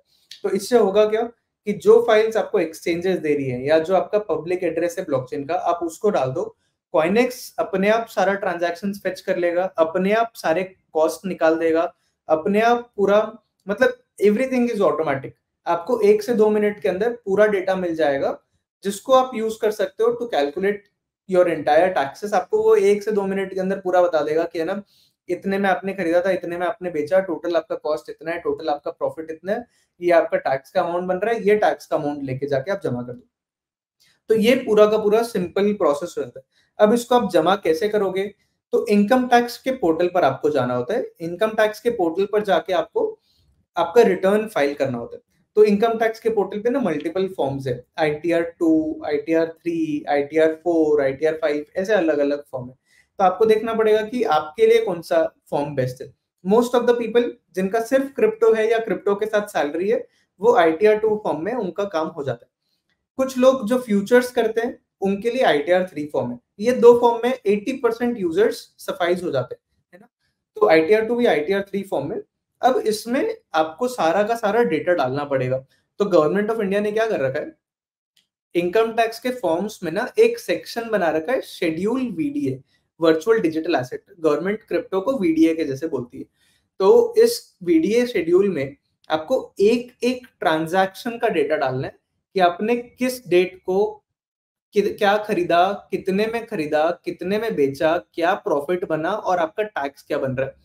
ईच एंड एवरी ट्रांजैक्शन आपको अपलोड करना है। मानो अगर किसी के 100 ट्रांजैक्शंस हैं, तो 100 रोज़ आएँगे, किसी के 1000 ट्रांजैक्शन है तो 1000 आएँगे, किसी के 10,000 है तो 10,000 रोज़ आएँगे। तो आपको ईच एंड एवरी ट्रांजैक्शन उसमें अपडेट करना है, एक स्पेसिफिक फॉर्मेट में इनकम टैक्स पोर्टल के फॉर्म पर। तो जब आप कॉइनेक्स से रिपोर्ट लेते हो तो ये फॉर्म पूरा बनाया-बनाया मिल जाता है। आप सीधा कॉपी और पेस्ट कर सकते हो इनकम टैक्स के फॉर्म में ये पूरा डेटा। अब ये डेटा लेके आपको रिटर्न फाइल करनी है अपनी और जब आप रिटर्न फाइल करोगे तो उसमें आपको बेसिकली इनकम टैक्स का लॉगिन आईडी, पासवर्ड, है ना? बाकी सारा डिटेल्स आपका क्रिप्टो के अलावा और क्या-क्या चीज़ है। अब लोगों को ये लगता है कि यार क्रिप्टो का तो मैं अलग से कर देता हूँ। मेरी इतने साल से मैं रिटर्न फाइल करता आ रहा हूँ सैलरी का, म्यूचुअल फंड का, स्टॉक मार्केट का, वो मैं किसी अलग से कराऊँगा। एक ही फॉर्म है जिसमें सारा डेटा आएगा। तो भले ही आपका क्रिप्टो से डेटा हो या आपका सैलरी हो, स्टॉक मार्केट हो, एवरीथिंग सारा चीज़ एक पर्टिकुलर फॉर्म पे आपको एंटर करना है और ये लेके आपका रिटर्न भरना है। तो अगर आपके कोई सीए है, तो जो कॉइनेक्स से रिपोर्ट जनरेट होती है वो सीधा-सीधा आप सीए को दे दो या नहीं आपको सीए की मदद चाहिए तो कॉइनेक्स पे सीएस भी है। आप सीधा-सीधा प्लान ले सकते हो जिसमें आपको फाइलिंग भी करवाना है और कॉइनेक्स के टैक्स एक्सपर्ट टीम जो है दे विल कॉन्टैक्ट यू और आपका पूरा रिटर्न फाइल करवा देंगे। तो इस तरह से ये पूरा प्रोसेस चलता है कि पहले आप सारे डेटा कंसोलिडेट करो जहां पर भी आपके ट्रेड्स हैं, फिर आप उसके हिसाब से आपका प्रॉफिट और लॉस निकालो, फिर आप जाके इनकम टैक्स रिटर्न पे अपना फाइलिंग करो। मतलब आपने बताया कि ट्रांजैक्शन डिटेल जो है वो वहाँ पर सबमिट करनी पड़ती है। मतलब बेसिकली ऐसे हो गया कि जैसे हम अपनी टैक्स फाइलिंग करते हैं तो हमारी बैंक स्टेटमेंट निकालते हैं कि कहाँ पर कितना ट्रांजैक्शन हुआ, कहाँ पर कितना इनकम हुआ, उसके बेसिस पे हम फाइलिंग करते हैं। तो ये सेम ही हो गया कि आपको बस अपने जो ट्रांजैक्शन है, जो हर जगह जैसे एक एक्सचेंज पे हो गया, 2 एक्सचेंज पे हो गया, ब्लॉकचेन पे हो गया, उन सबको को कोलेट करके साथ में लेके आना और उसके बेसिस पे वो स्टेटमेंट बना के सबमिट करना कि भाई इतना मेरा प्रॉफिट हुआ, इतना लॉस हुआ, इस तरह से, राइट? हाँ, बस इसमें एक चीज ये डिफरेंस है कि आपको सिर्फ अमाउंट नहीं बताना कि मेरा 10,000 का या 20,000 का प्रॉफिट हुआ है, सिर्फ वो नहीं, आपको एक एक पूरी ट्रांजैक्शन डिक्लेयर करने पूरी पड़ेंगे। डिटेल्स देनी है। हाँ, इस ट्रांजैक्शन पे 10 रुपए का प्रॉफिट हुआ, इस ट्रांजैक्शन पे 50 का हुआ, इस ट्रांजैक्शन पे 150 का हुआ, इस तरह से मेरा टोटल 10,000 का इनकम बना है। तो ये तो ये एक ये अलग चीज है। तो इसलिए आपने कॉइनएक्स को चालू किया कि मतलब ये जो प्रॉब्लम है, क्योंकि इंडिविजुअली निकालना तो ये आसान है नहीं कि आप कैसे Correct. निकालोगे, तो मतलब ये वन क्लिक सोल्यूशन है कि आपने सेलेक्ट कर दिया और ये आपकी पूरे डिटेल्स निकल जाएंगी। लेकिन आप मेरे को एग्जैक्टली। बताओ, मोटा मोटा फिर इसमें खर्चा कितना पड़ता है? मतलब अगर लोगों को ये करना है तो, जैसे आज की डेट में बहुत सारे लोग हैं जिनका बेचारों का सिर्फ 10,000 का पोर्टफोलियो है, किसी का 20,000 का है, किसी का 1 लाख का होगा, किसी का ज्यादा का होगा। तो हर किसी के लिए ये पॉसिबल नहीं होता कि वो सीए को भी हायर कर पाए, क्योंकि क्रिप्टो का नाम सुनते ही आई नो सीए के वैसे ही अगर 2,000 लेता है तो 4,000 बना देता है उसको वैसे ही। तो मोटा मोटा खर्चा कितना रहता है अगर नॉर्मली लोग कोई टैक्स फाइलिंग करना चाहता है? कितना खर्चा आता है उनका? तो अंदाजे में मैं बताऊं, जैसे कॉइनेक्स पर रिपोर्ट का प्राइस आएगा नंबर ऑफ ट्रांजैक्शन के ऊपर। तो अगर आपका मतलब हमारे पास 100 रुपए का भी प्लान है, 100 रुपए साल का, अगर आपके 10 ट्रांजैक्शन हैं तो आप 100 रुपए पे रिपोर्ट ले आ सकते हो। और अगर आपके ज्यादा ट्रांजैक्शन हैं तो 2,000 3,000 का रिपोर्ट पड़ जाता है। ऑन एन एवरेज जो हम देख रहे हैं, 1,000 रुपए के आसपास, मतलब 800 से 1,000 रुपए के आसपास उन लोगों का पड़ता है जिनका 200 के ऊपर ट्रांजैक्शन है। अगर आपका एक साल में 200 से कम ट्रांजैक्शन है, मान लो 20 25 50 के आसपास, तो आपको 450 500 रुपए के आसपास में आपको रिपोर्ट मिल जाएगी। प्लस सीए जो आपके हैं, सीए 1,500 से 2,000 रुपए फाइलिंग का लेते हैं यूजुअली, जो मैंने देखा है। तो मतलब आपका रिपोर्ट प्लस फाइलिंग सब मिला मिलू के 2,500 के आसपास आपका काम हो जाना चाहिए। मतलब अगर 100 आप कितना बोल रहे हो, 100 ट्रांजेक्शन, राइट? हाँ, 50 ट्रांजैक्शन के आसपास साल भर में। 100, हाँ, 50 से 100 मान लीजिए, मतलब 100 आई थिंक 50 से अगर 100। बेचारा थोड़ा ज्यादा फ्रीक्वेंट करता होगा, 100 हाँ मान के चल लेते हैं। 100 ट्रेड हो गई आपकी साल के अंदर, और हाँ, उसमें अगर आप ये रिपोर्ट भी निकाल रहे हो और टैक्स फाइलिंग भी कर रहे हो कॉइनेक्स के थ्रू, तो कितना पड़ेगा? ये 2,500 बोल रहे हो आप? 2,500 के अराउंड पड़ेगा बिल्कुल। अगर आपका सिर्फ क्रिप्टो में इनकम है तो 2,500 के अराउंड। अगर क्रिप्टो के साथ साथ सैलरी भी है, स्टॉक मार्केट भी है, तो उसके अलग है। बट सिर्फ क्रिप्टो में अगर आपको फाइलिंग जैसे करानी है और 100 ट्रांजैक्शन, किसी को पूरा करवाना है अपना नॉर्मल, जैसे कहीं पर जॉब भी करता हो, उसकी इनकम आ चार रही साढ़े है, चार हजार बिजनेस के नहीं बोल रहा आसपास हूँ, में पूरा हो जाएगा। 4 साढ़े 4 हजार। अगर अगर सैलरी वाला भी इंक्लूड करें तो इतना करेक्ट खर्चा हो करेक्ट। जाएगा? हाँ, बट इसमें हम लोग जैसे अभी एक लिमिटेड ये एक प्लान चला रहे हैं कि अगर किसी का 25 ट्रांजैक्शन तक है, तो हमारा इनसाइट, हमारे पास जो डेटा ही है वो ये बोलता है कि about 75% of our users are following in 25 transaction तक। इन 25 ट्रांजैक्शन तक है वो लोग। और यही इनफैक्ट ये सारे एक्सचेंजेस पर भी मोटा मोटा यही नंबर्स है। साल भर में आपके 25 ट्रेड होते हैं, क्योंकि यूजर लेता है कभी कभी बेचता है, तो मतलब 25 ट्रांजैक्शन मतलब महीने के लगभग 2 ट्रेड्स आप कर रहे हो क्रिप्टो में। तो ये वाले जितने लोग हैं, इनके लिए report plus any type of income, है ना, चाहे वो सैलरी का हो, चाहे स्टॉक मार्केट का हो, चाहे क्रिप्टो का हो, कुछ भी हो, 2,199 प्लस जीएसटी, मतलब लगभग आप ऐसा मान लो कि 2,500 रुपए के अंदर अंदर उनकी फाइलिंग प्लस रिपोर्ट दोनों हो जाएगा, किसी भी टाइप के hmm. Income. Okay, okay. Crypto India के फॉलोअर्स के लिए कुछ कर दो यार, ऐसे 100 रुपए में तुम्हारी टैक्स फाइलिंग। हाँ, मतलब ये ऑटोमेटेड नहीं है आडी भाई। तो इसमें क्या होता है कि हाँ, एक सीए पर्टिकुलरली, मतलब आपको 30 से 40 मिनट सीए से उनका टाइम मिलता है, और आप अच्छा, आई उनको वो अंडरस्टैंड। तो वो पूरा कॉस्ट असाइन मतलब करते हैं। सी। एग्जैक्टली, वो पूरा, क्योंकि आपका मैनुअल है ये और ऑटोमेटेड हम्म, नहीं है। आपको एक सीए हम्म, असाइन होंगे, वो आपसे सारा इनकम समझेंगे, वो आपको गाइड करेंगे, आपको एडवाइस करेंगे कैसे चीजें होती है। आप उनको हम्म, क्वेश्चंस पूछेंगे, मतलब वो पूरा मैनुअल है। तो वो उनकी उनकी हम्म, टाइम कॉस्ट है बस। हम्म। लेकिन फिर भी मैं रिक्वेस्ट करूंगा, if like there is something that you can do for the community ना, कुछ बिल्कुल, for sure. Something to help them, फिर फॉर बाद श्योर, में, यहाँ ताकि पर लोग। अपन हाँ, रिपोर्ट्स के ऊपर we can bring it, like नहीं, 30% फ्लैट डिस्काउंट क्योंकि अपन मेन, कर सकते हाँ, मेन मतलब मैं ये बोल रहा हूँ, छोटे ट्रेडर्स, बड़े ट्रेडर्स जिनके पास पैसा है उनको फर्क नहीं पड़ता, वो तो पे कर हैं। देंगे। करेक्ट लेकिन जो करेक्ट। बेचारे छोटे ट्रेडर्स हैं, वो क्या होता है, क्योंकि इतना खर्चा भी नहीं कर सकते, उनके लिए वैसी पेन पॉइंट बन जाता है, तो कई बार वो अवॉइड भी कर देते हैं कि यार टैक्स फाइलिंग नहीं करनी चाहिए और सारी चीजें, तो उनके लिए अगर सही बात। निकाल पाए तो आप सोचना ऐसा कुछ है ना, बिगनर टाइप का। बिल्कुल अच्छा, बिल्कुल। अब इसी में पुनीत भाई एक क्वेश्चन पे आते हैं, जैसे अभी टैक्स फाइलिंग की बात हो गई, यहाँ पर आपने बताया कैसे टैक्स फाइलिंग करनी है।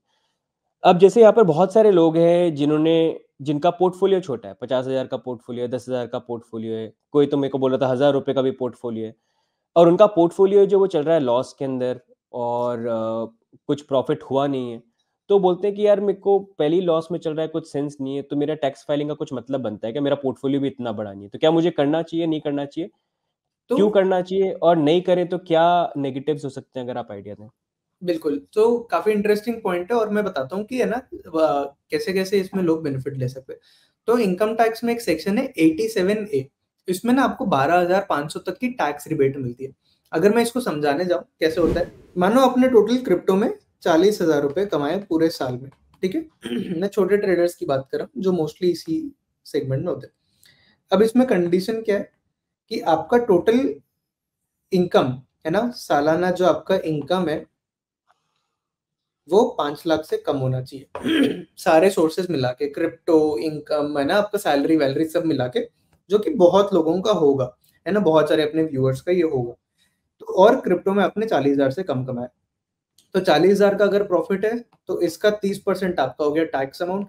ये कितना हो गया? करीब करीब 12,000 रुपए के आसपास हो गया।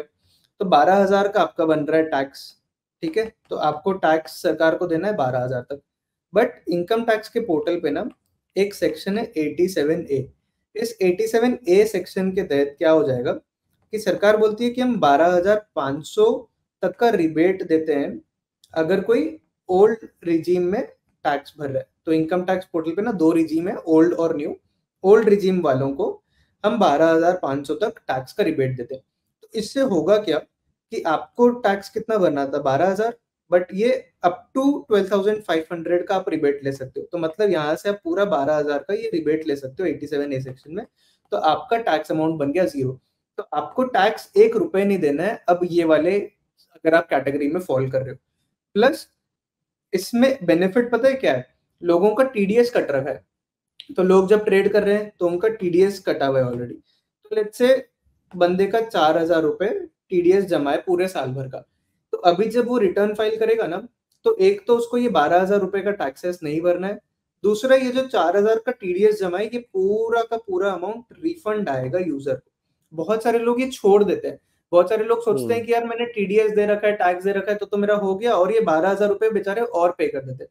तो जहां पर उसको देना कुछ नहीं था, 4,000 रुपए रिफंड आता, वहां वो 4,000 प्लस 12,000 16,000 रुपए देके बैठ जाते। तो ये चीज लोगों को बहुत ध्यान रखनी है कि ये आप बेनिफिट उठा सकते हो और आप प्लीज उठाओ, है ना? ये बेनिफिट मिल रहा है, तो जब इतने अपना स्ट्रिंजेंट लॉज है और अपने को दिक्कत हो रही है, इतने लॉस पर भी अपने प्रॉफिट दे रहे हैं, तो ये वाला चीज आप उठाओ। इससे ना बहुत लोग जो 40,000 रुपए कमा रहे हैं साल भर में क्रिप्टो में, वो जीरो इनकम दे सकते हैं और इनफैक्ट सारा टीडीएस का रिफंड भी ले सकते हैं। तो ये बड़ा सेविंग होता है यूजर के लिए, 16-17,000 रुपए तक बच जाएंगे इसमें। राइट। ये काफ़ी अच्छा पॉइंट है, आई थिंक ये काफ़ी लोग जो है ये मिस कर जाते हैं। एंड 87A का अगर आप देखेंगे, जैसे ओल्ड रिजीम और न्यू रिजीम की बात करी, तो न्यू रिजीम के अंदर भी था लेकिन शायद उसको रिमूव कर दिया है, या तो इफ़ यू कैन टेल वो हुआ क्या, बिकॉज आई थिंक हाँ, न्यू रिजीम का थोड़ा हायर अमाउंट था, राइट? हाँ, न्यू रिबेट। रिजीम के तहत जैसे बीच में ना, मतलब काफी सारे वीडियोस आए थे और ना लाइक ये हो रहा था, इनफैक्ट इनकम टैक्स पोर्टल पर भी अलाउ हो रहा था कि ये हम्म अप टू न्यू रिजीम में ना ये अप टू 25,000 तक का रिबेट अमाउंट है। तो हम्म रिबेट का जो अमाउंट है ना वो 25,000 तक है। तो मानो अगर हम्म 12,500 मुझे मिल रहा है और मुझे 40,000 का गेन बढ़ रहा था, बट अभी अगर 25,000 तक मिल रहा है तो मुझे 80,000 तक के गेन के ऊपर कोई टैक्स नहीं भरना पड़ रहा था। तो इससे हम्म बेसिकली जिनका 80,000 तक टैक्स बन रहा था वो न्यू रिजीम में नहीं आ सकते। बट न्यू रिजीम में ये एक बग था, ये है ना, ये डे वन से ये लॉ में चीजें थी। बट इट वाज हम्म ऐसा कि आप ऐसा मान लो कि वो सिस्टम अपडेट नहीं हुआ था, सिस्टम पे एक बग था जिसकी वजह से लोग इसका फायदा उठा पा रहे थे। वो ये बग अच्छा। था कि न्यू रिजीम बोलता है कि स्पेशल टैक्सेस जहां पर है ना, स्पेशल टैक्सेस वाले पर ये अप्लाइड नहीं है।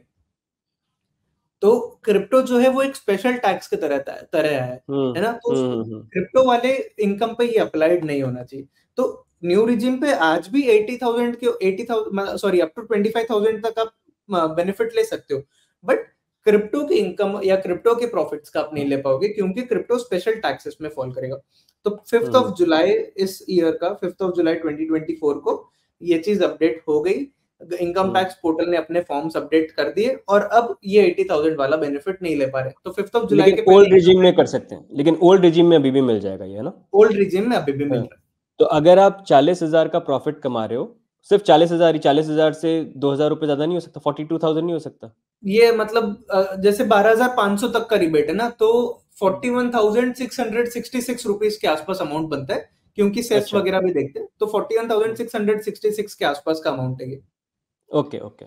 तो बट अगर उसके आप ऊपर इतना वाले भी कमा ले रहे सकते हैं, हो उसके ऊपर वाले भी ले सकते हैं। उसके ऊपर वाले भी ले सकते हैं। मानो आपका, जैसे एक और एग्जांपल लेते हैं, ठीक है। एक और हम्म एग्जांपल में यूजर का टोटल इनकम है 60,000, ठीक हम्म है। टोटल क्रिप्टो में उसने 60,000 रुपए कमाए, और उसका साल में 5 लाख से कम ही इनकम था, ठीक है। हम्म तब भी इसका 30% कितना हो गया, 18,000 हो गया, करेक्ट। 60,000 का 30% टैक्स आपका 18,000 रुपए हो गए। तो आपको टैक्स पूरे 18,000 पर नहीं देना अभी भी। आप 18,000 माइनस 12,500 का रिबेट लगाओगे, तो आपका अमाउंट आ जाएगा इधर 5,500। तो ये 5,500 ही आपका टैक्स भरना है। तो तो ये ये पूरे मतलब, 18,000 पर नहीं भरना है आपको। तो अगर साल की इनकम 5 लाख से कम है लेकिन क्रिप्टो का प्रॉफिट 4 लाख है तो वहां पर भी वैलिड होगा क्या ये? बिल्कुल बिल्कुल बिल्कुल। अप टू 12,500, ये लिमिट है 12,500 का, ये अप टू होगा। बाकी सब केसेस में आप इतना टैक्स कम कर सकते हो बेसिकली अपना। तो मतलब 40,000 रुपए तक आपको टैक्स नहीं देना, उसके ऊपर जो अमाउंट है उसके ऊपर आपको टैक्सेस देना है। बट इसके लिए आपको अच्छा। रिटर्न फाइल करनी जरूरी है। हाँ, और आप 5 लाख के नीचे होने चाहिए, राइट? करेक्ट, और ओल्ड रिजीम में फॉलो होने चाहिए। अच्छा। तो अगर आपकी 5 लाख से कम की अर्निंग है, तो आप चाहे आपका प्रॉफिट कितना भी होता है, 40 हो, 80 हो, 1 लाख हो, लेकिन 5 लाख के नीचे ब्रैकेट में आते हो और ओल्ड रिजीम में टैक्स फाइलिंग करते हो, तो 40,000 तक में आपको 12,500 का रिबेट जो है वो मिल जाएगा, और बाकी पे फिर आपका फ्लैट जो 30% है वो तो लगना लगना है ही आपका, है ना? हाँ बिल्कुल, तो ठीक। 12,500 तक आपका टैक्स कम हो जाएगा पूरे अमाउंट के ऊपर, सिंपल भाषा में। Right right right. अच्छा, अब आपने ये तो ये कुछ आपने बेनिफिट बताया कि ये चीज़ लोग मिस आउट कर जाते हैं अगर वो उनका कैपिटल भी छोटा है, पोर्टफोलियो छोटा है और वो टैक्स फाइलिंग नहीं कर रहे हैं। अब दूसरे ऑन ऐसे कोई नेगेटिव चीज़ जिसके अंदर अगर टैक्स फाइलिंग कर रहे हैं, तो उसका कुछ और नेगेटिव इम्पैक्ट आ सकता है अगर नहीं कर रहे हैं टैक्स फाइलिंग तो? हाँ, अगर नहीं कर रहे हो तो 3-4 चीजें। अगर नहीं कर रहे हो तो एक, अगर आपका टीडीएस पिछले साल में 50,000 से ऊपर कटा है, तो अब क्या होगा, और आपने अगर रिटर्न नहीं फाइल करा, तो अभी तक अपन बात कर रहे थे 1% टीडीएस का, तो क्रिप्टो में 1% टीडीएस की जगह 5% टीडीएस कटने लगेगा। तो ये बहुत नेगेटिव फैक्टर है। तो अगर आपका टीडीएस 50,000 के ऊपर एक कटा सेकंड, है, जैसे आपने, मतलब ये तभी होगा जब 50,000 के ऊपर है या फिर 50,000 के ऊपर टीडीएस कटा है, सिर्फ उन लोग के लिए ये चीज है। अच्छा, अगर उससे तो नीचे अगर तब आपका, नहीं होगा? उनके नीचे वालों के लिए ये क्लॉज नहीं है। तो अगर आपका पिछले साल में 50,000 के ऊपर टीडीएस है और आपने उस साल का रिटर्न नहीं फाइल करा, तो आगे जाके आपके एक्सचेंजेस जो हैं वो 1% की जगह 5% टीडीएस काटेंगे। और एक तो ये हो गया। दूसरा, आपको ना जो पूरी टैक्स डिमांड आएगी, मानो जितने का टैक्स आपको भरना था और आपने नहीं भरा, आपको वो टैक्स का अमाउंट तो भरना ही भरना पड़ेगा, प्लस पेनल्टी आ जाएगी उसका 50% तक। तो मानो अगर 1 लाख का आपको टैक्स भरना था, तो 1 लाख तो आपको टैक्स भरना ही भरना था, इसके साथ साथ पेनल्टी और 50,000 रुपए तक आ सकती है। तो 1.5 लाख का आपका टोटल अमाउंट बन सकता है। इसके अलावा आपको एक और क्लॉज है, अगर मतलब ये केस टू केस बेसिस पे डिपेंड करता है, सामने इनकम टैक्स ऑफिसर कौन है जो एसेस कर रहा है आपका केस, उसके ऊपर डिपेंड करेगा। बट क्लॉज में ये भी है कि 3 महीने से 7 साल का जेल भी हो सकता है अगर आप टैक्सेस नहीं भर रहे हो तो। और आपको हर महीने जितना टाइम आप लेट कर रहे हो, 1% हर महीना, मतलब साल का 12% के हिसाब से आपको इंटरेस्ट भी लग रहा है जितना टैक्स आपने नहीं भरा है। तो इसके नेगेटिव साइड बहुत सारे है ना, मतलब आपको जेल भी हो सकती है, आपका 5% टीडीएस भी कटेगा, आपको पेनल्टी भी लगेगा, आपका इंटरेस्ट भी लगेगा। तो ये सारी चीजें। नेक्स्ट, अगर आप बताएंगे आईटीआर फाइलिंग की इंपॉर्टेंट डेट्स कौन सी, अगर आप उसका आइडिया देंगे, क्योंकि अभी टैक्स सीजन आने वाला है। श्योर। सो 31 जुलाई 2022 लास्ट डेट है रिटर्न फाइल करने का, है ना। तो मैं लोगों को बहुत ज्यादा अर्ज करूंगा कि लास्ट डेट तक मत रुको। पास्ट हिस्ट्री में हमने देखा है कि इनकम टैक्स पोर्टल लास्ट में, क्योंकि सभी लोग उस टाइम पर आते हैं, तो सर्वर लोड बहुत हैवी होता है और स्लो हो जाता है पूरा प्लेटफॉर्म। और मतलब आप चाहोगे भी, आप बैठोगे भी तो भी नहीं हो पाएगा। तो लास्ट, एकदम लास्ट डेट है 31 जुलाई, बट आप उसके पहले रिटर्न भर दो। इसके बाद अगर आप भरते हो, मानो 31 जुलाई की जगह आप अगस्त में या सितंबर में भरते हो, तो अगर आपकी इनकम 2.5 लाख तक है, तो आपको 1,000 रुपीज पेनल्टी लगेगा, जो लेट इंटरेस्ट के जैसे लगता है। 1,000 का आपको पेनल्टी देना पड़ेगा। और अगर आपकी इनकम 5 लाख के ऊपर है ना, अप टू 5 लाख तक है तो 1,000 रुपए लगेगा, 5 लाख के ऊपर है तो 5,000 का पेनल्टी लगेगा, ठीक है। तो 5,000 तो आपको एक्स्ट्रा पे करना है, भले ही आप एक दिन लेट हो, चाहे आप 10 दिन लेट हो, चाहे 10 मतलब लाइक 10 हफ्ते लेट हो। आपको 5,000 तो सीधा सीधा पेनल्टी लग ही जाएगा आपके ऊपर। प्लस जितने टाइम आप लेट फाइलिंग कर रहे हो, एंड डेट सरकार बोलता है 31 दिसंबर तक है, ठीक है। 31 दिसंबर तक आप अपना फाइनेंशियल ईयर 22 23 24 जो पिछला भी 1 अप्रैल 2023 से 31 मार्च 2024 जो गया, उसकी आप फाइलिंग 31 दिसंबर तक कर सकते हो। अगर आप 31 जुलाई तक करते हो तो कोई दिक्कत नहीं है, कोई पेनल्टी नहीं है, कोई लेट फाइलिंग कुछ नहीं है। अगर आप 31 जुलाई से 31 दिसंबर के बीच में करते हो तो अप टू 5,000 का पेनल्टी, 1% एवरी मंथ का इंटरेस्ट, ये आपके ऊपर एक्स्ट्रा लगेगा। ओके।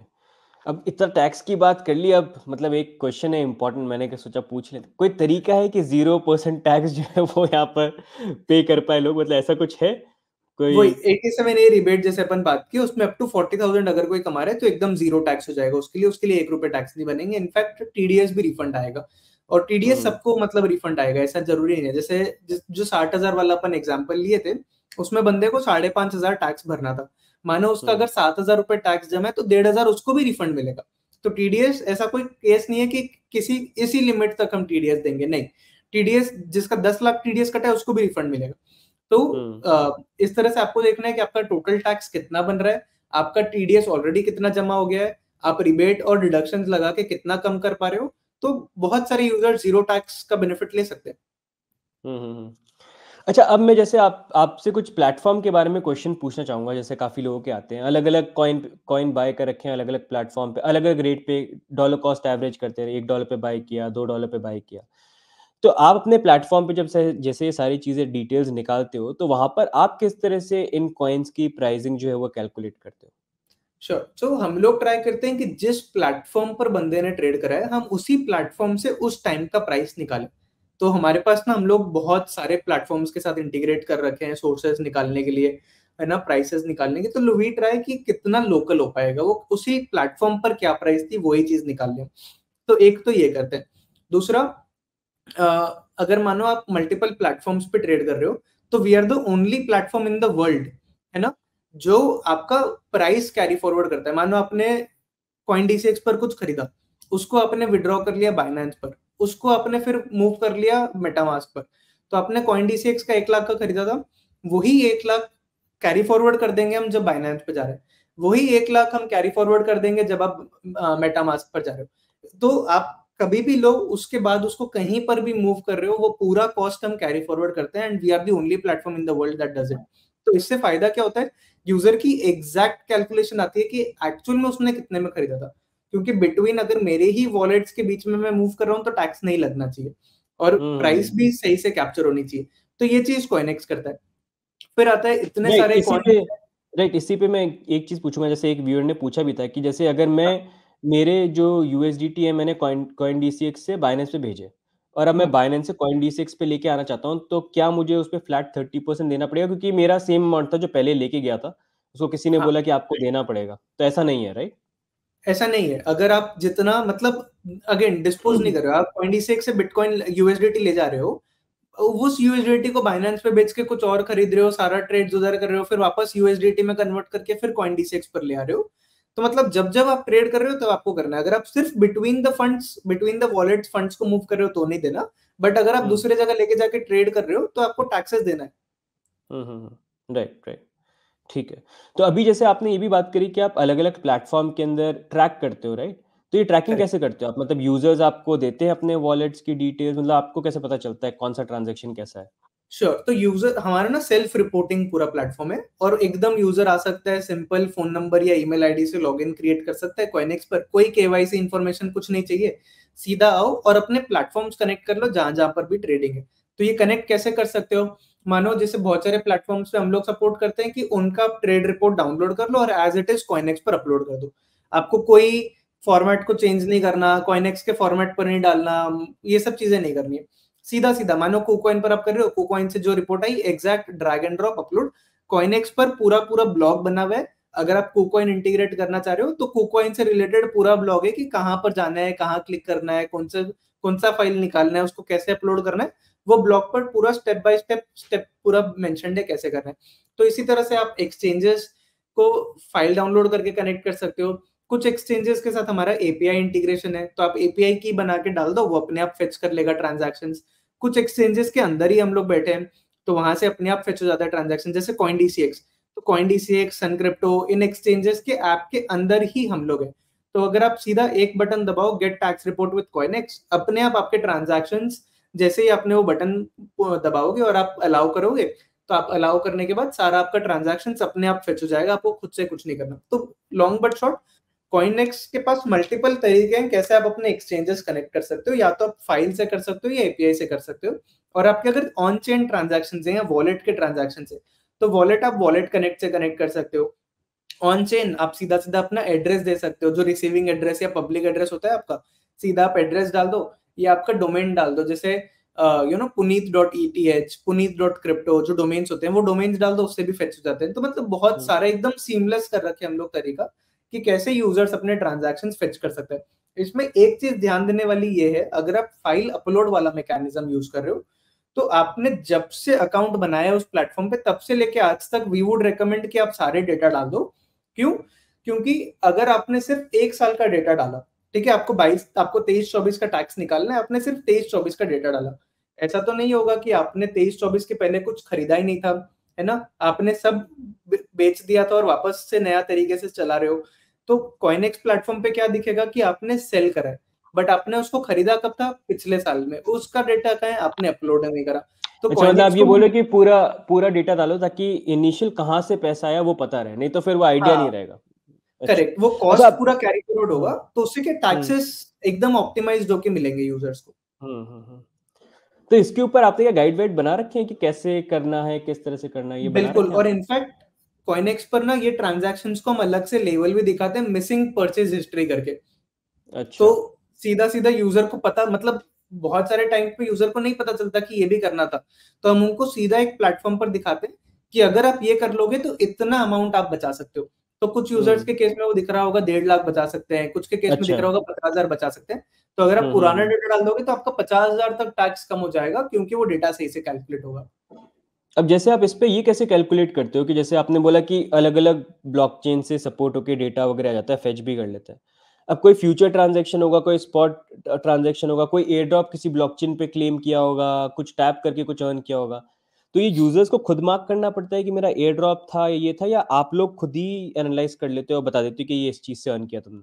95% चीजें अपने आप एनालाइज हो जाती है ना, मतलब एकदम आपका आपका चाहे एक्सचेंज पर फ्यूचर्स पे हो, अर्न पर हो, आप एसआईपी कर रहे हो, आप मार्जिन कर रहे हो, स्पॉट कर रहे हो, डेरिवेटिव्स कर रहे हो, ऑप्शंस में है आपके, आपका लेंडिंग है कि आप है ना लेंड और बोरो कर रहे हो क्रिप्टो को, आप एयर ड्रॉप्स मिल रहे हैं, आपको आपको स्टेकिंग रिवॉर्ड मिल रहे हैं, आपको गिफ्ट मिल रहा है, मतलब 150-200 टाइप ऑफ ट्रांजैक्शन है जो कॉइनेक्स ऑटोमेटिकली कैटेगराइज कर लेता है। प्लस अगर आपको लगता है कि नहीं ये चीज जो कैलकुलेट कर रखा है ये कैटेगराइज नहीं करा है, इसको करना है, तो यूजर के पास सीधा सीधा ऑप्शन है, वो ट्रांजैक्शन के पास यूजर एडिट पे जाएंगे, उनको जैसे लेबल करना है उसको वैसे लेबल कर देंगे और उनका रिपोर्ट अकॉर्डिंगली अपडेट होके आ जाएगा। तो सिंपल 2 क्लिक, एडिट और लेबल, हुँ। खत्म। हुँ। अच्छा, ये जो अकाउंटिंग मेथड्स हैं, वो किसी तरह से हेल्प करते हैं और क्या टैक्स सेव करने में हेल्प करते हैं? Is it legal? बहुत अकाउंटिंग अच्छा मेथड्स पॉइंट अगर आप आपने बताया। बताओ। हुँ। बिल्कुल, ये भी बहुत अच्छा तरीका हो सकता है लोगों को टैक्स सेव करने का। तो मैं आपको बताता हूँ लीगल क्या है इंडिया में। बाय डिफॉल्ट इंडिया में जो वाइडली एक्सेप्टेड है वो फर्स्ट इन फर्स्ट आउट है। इसका मतलब जो सबसे पहले आपके अकाउंट में आया वो ही सबसे पहले बाहर जा रहा है। ठीक है? तो ये बाय डिफॉल्ट मेथड है। बट गवर्नमेंट ये बोलता है कि आप कोई भी अकाउंटिंग मेथड यूज कर सकते हो, बट ऐसा नहीं कि 1 साल में फीफो कर रहा हूँ, 1 साल में लीफो कर रहा हूँ, लास्ट इन फर्स्ट आउट, 1 साल में हाईएस्ट इन फर्स्ट आउट कर रहा हूँ, ये नहीं। आप कोई भी एक अकाउंटिंग मेथड चूज करो, उसको आप 3-4 साल 5 साल तक लगातार फिर वही अकाउंटिंग मेथड आपको यूज करना है। तो ऐसा नहीं कि इस साल मुझे इसमें प्रॉफिट हो रहा है, इसमें टैक्स बच रहे हैं तो ये कर लिया, अगले साल कुछ और कर लिया, वो नहीं। तो आप कॉइनेक्स पर भी ये सारे अकाउंटिंग मेथड सपोर्टेड है। सेटिंग्स पर जाके आप टैक्स सेटिंग्स में ये चीजें चेंज कर सकते हो। आप हुँ। फीफो मेथड यूज कर सकते हो, हीफो मेथड यूज कर सकते हो, लीफो कर सकते हो। जैसे बढ़ता मार्केट होता है ना, तो उसमें हीफो में सबसे कम टैक्सेस हुँ, हुँ। आएगा। घटता मार्केट अगर होता है तो लीफो में सबसे कम टैक्सेस आएगा। तो ये सब हुँ, हुँ। मेथड्स हैं जिससे यूजर्स अपना टैक्स ऑप्टिमाइज कर हुँ। सकते हैं। लेकिन ये पुनीत भाई, आपने तो बहुत सिंपल तरीके से बता दिया, लेकिन ये इतना सिंपल यूज़र्स के लिए नहीं है। तो अभी टैक्सिंग के अंदर ये जो अकाउंटिंग मेथड्स हैं, क्या ये लीगल हैं और ये क्या हेल्प कर सकते हैं टैक्स को सेव करने के लिए? कौन से ये अकाउंटिंग मेथड्स हैं, अगर उसके बारे में आप आइडिया दें जो यूज़ होते हैं? श्योर। तो लीगल तो इंडिया में यही है, फीफो वाइडली एक्सेप्टेड है, फर्स्ट इन फर्स्ट आउट, मतलब जो आपके अकाउंट में पहले आ रहा है वही आपके अकाउंट से वापस बाहर जाएगा। तो ये मोस्टली एक्सेप्टेड और लीगल है। बट इसके अलावा हाईएस्ट इन फर्स्ट आउट भी होता है, LIFO last in first out भी होता है। ऐसे अलग अलग अकाउंटिंग मेथड्स हैं जिसके बारे में हम डिटेल में एक और वीडियो बना सकते हैं, क्योंकि ये काफी कॉम्प्लेक्स टॉपिक है। बट कुल मिला के कॉइनेक्स पर आपको ये सेटिंग्स मिल जाएंगे, आप वो सेटिंग्स चेंज करके आपका डैशबोर्ड पर देख लो कि जो टैक्सेस आपको वैल्यूज चेंज होके दिख जाएगा आपको। तो आप तो वो उसमें वाला मतलब मेथड। तो ये आप ये बोल रहे हैं अकाउंटिंग मेथड्स जो हैं ये हेल्प हाँ, करते हैं बेस्ड ऑन कौन सा आप चूज कर रहे हो, उस पे आप सेव कर सकते हो कुछ, हाँ, जो कर नॉर्मली सकते हो। आप बस टैक्स। इसमें ध्यान देने वाली एकदम ये चीज है कि ऐसा नहीं कि हर साल मैं बदल रहा हूँ। आप जो अकाउंटिंग मेथड ले सेम लिए वो रखना आपको पड़ेगा। स्टिक करना पड़ेगा फॉर फ्यू इयर्स। ऐसा नहीं कि इस साल हम्म लीफो, अगले साल लीफो, उसके बाद वाले में कुछ और, वो नहीं। आज आपने डिसाइड करा कि ये चूज कर रहे हो, तो अगले 4-5 साल तक आपको वही मेथड यूज करना है। मतलब परमानेंट रिलेशनशिप वाली बात है, हाँ, ये शॉर्ट टर्म रिलेशनशिप वाली चीज नहीं बिल्कुल, है। बिल्कुल। ठीक है, ठीक है। तो अच्छा, अब जैसे कि अ, अब हम यहाँ पर बात करें कि जैसे लोग हैं, ठीक है, अब ये हमने टैक्स की इतनी बात करी, तो अगर लोगों का ये क्वेश्चन है कि यार मेरे को मतलब अगर मैं आपसे पूछूं कि यार कॉइनेक्स क्यों यूज करना चाहिए, मतलब मैं जाके खुद भी तो अपनी टैक्स फाइलिंग कर सकता हूँ अपने सीए के साथ अलग से, मतलब मैं क्यों यूज करूँ, how do you make my life easy? तो ये जो पूरा अभी समझे अपन टैक्सेस कि कैसे क्या हम्म कैलकुलेट होता है, किसमें क्या लगता है, ये चीजें आपको जाननी चाहिए बिकॉज आप इस इंडस्ट्री में हो। बट इससे आपको परेशान नहीं होना चाहिए, इसलिए कॉइनेक्स है। आप सीधा हो, अपना ट्रेड रिपोर्ट कनेक्ट कर लो, है ना। आपको इतना दिमाग ही नहीं लगाना कि यार कौन सा अकाउंटिंग मेथड यूज करूं, उस दिन पर क्या प्राइस थी, कितने पे बेचा, क्या था। ये सब आपको करना ही नहीं है। इतना पावरफुल टूल है कि आप कोई भी डेटा इसमें डालो, जिस भी प्लेटफॉर्म पर आप कनेक्ट कर रहे हो, आधे से 1 मिनट के अंदर पूरा का पूरा आपका कैलकुलेशंस देख के पूरा टैक्स कैलकुलेट कर देगा। और जैसे ही आप लाइक टैक्स रिपोर्ट्स का पेमेंट कर दे रहे हो, आपको इमीडिएटली आपके ईमेल के ऊपर पूरी डिटेल्ड टैक्स रिपोर्ट्स मिल जाएगी along with the schedule VDA section, जिसको आप यूज करोगे अपना फाइलिंग करने के लिए। तो ये हम्म पूरा का पूरा प्रोसेस जो अभी 1.5 घंटे का हमारा वीडियो बना है और इसमें हम समझा रहे हैं, ये आप 1.5 मिनट के अंदर अपना फाइल डाउनलोड करके, अपलोड करके, पेमेंट करके, रिपोर्ट निकाल के सीए को देना, ये पूरा का पूरा। और अपने आप कैलकुलेट कर लेगा कि कौन सा फ्यूचर्स का है, कौन सा स्पॉट का है, कौन सा एयर ड्रॉप है, कौन सा गिफ्ट है। सारी चीजें, सारी रिपोर्ट में सारी डिटेल्स मिल जाएंगी और सीधा सीधा हम्म आपका फाइलिंग हेल्प हो जाएगा। और अगर आपके पास सीए नहीं है, तो कॉइनेक्स अभी इस ईयर आपके सीए वाले प्लान्स भी ले आया, आईटीआर फाइलिंग वाले भी। तो जैसे ही आप मतलब आप चूज कर सकते हो कि कॉइनेक्स मेरे से रिपोर्ट तो मैं ले रहा हूँ, मेरा फाइलिंग भी कर दो। तो आपने फाइलिंग वाला प्लान लिया, तो 24 से 48 घंटे के अंदर आपको सीए कांटेक्ट करेंगे।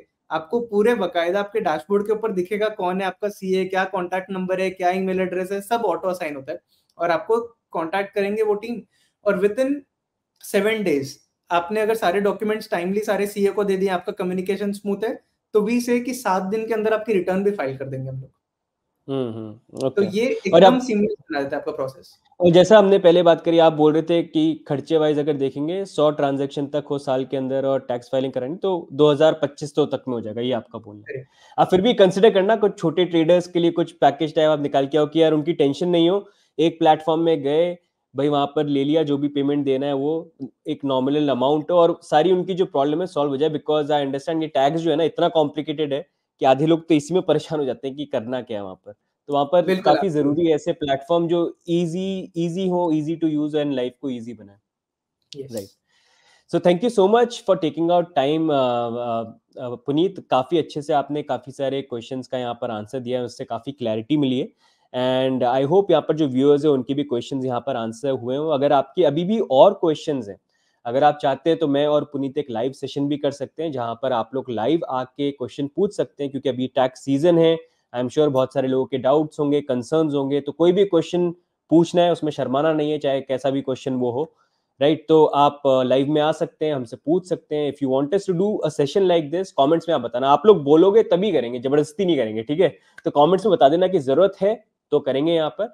साथ में आई होप आपको आज का वीडियो अच्छा लगा, तो अच्छा लगा तो please do like, do subscribe. And साथ में अगर आप कॉइनेक्स को यूज करना चाहते हैं, आप उसको ट्राई आउट करना चाहते हैं, तो उसका भी लिंक नीचे में डाल दूंगा, आप जाइए उसको भी चेकआउट करिए, देखिए कुछ क्वेश्चंस वगैरह हो तो आप पुनीत को भी रीच आउट कर सकते हैं ट्विटर के ऊपर, आप कॉइनेक्स के ऊपर भी मैसेज कर सकते हैं। जैसे पुनीत अब मतलब खूब मैसेज आएंगे आपके पास तो परेशान हो जाओगे आप और एक्स्ट्रा वर्क हो जाएगा, लेकिन नहीं, बिल्कुल मुझे तो मजा आएगा सबके क्वेश्चंस आंसर करने में।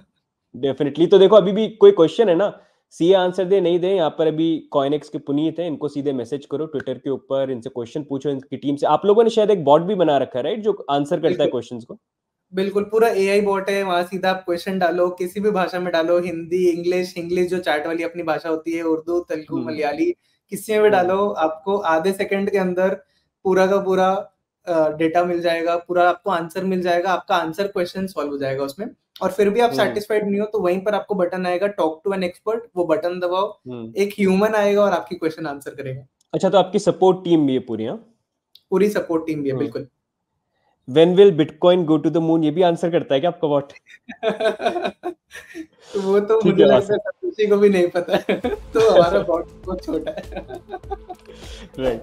तो thank you so much for joining Puneet again, and guys video को लाइक करना, सब्सक्राइब करना, बाकी मिलेंगे हम नेक्स्ट वीडियो के अंदर, तब तक के लिए bye and take care, see you guys, thank you so much Puneet, thank you, bye.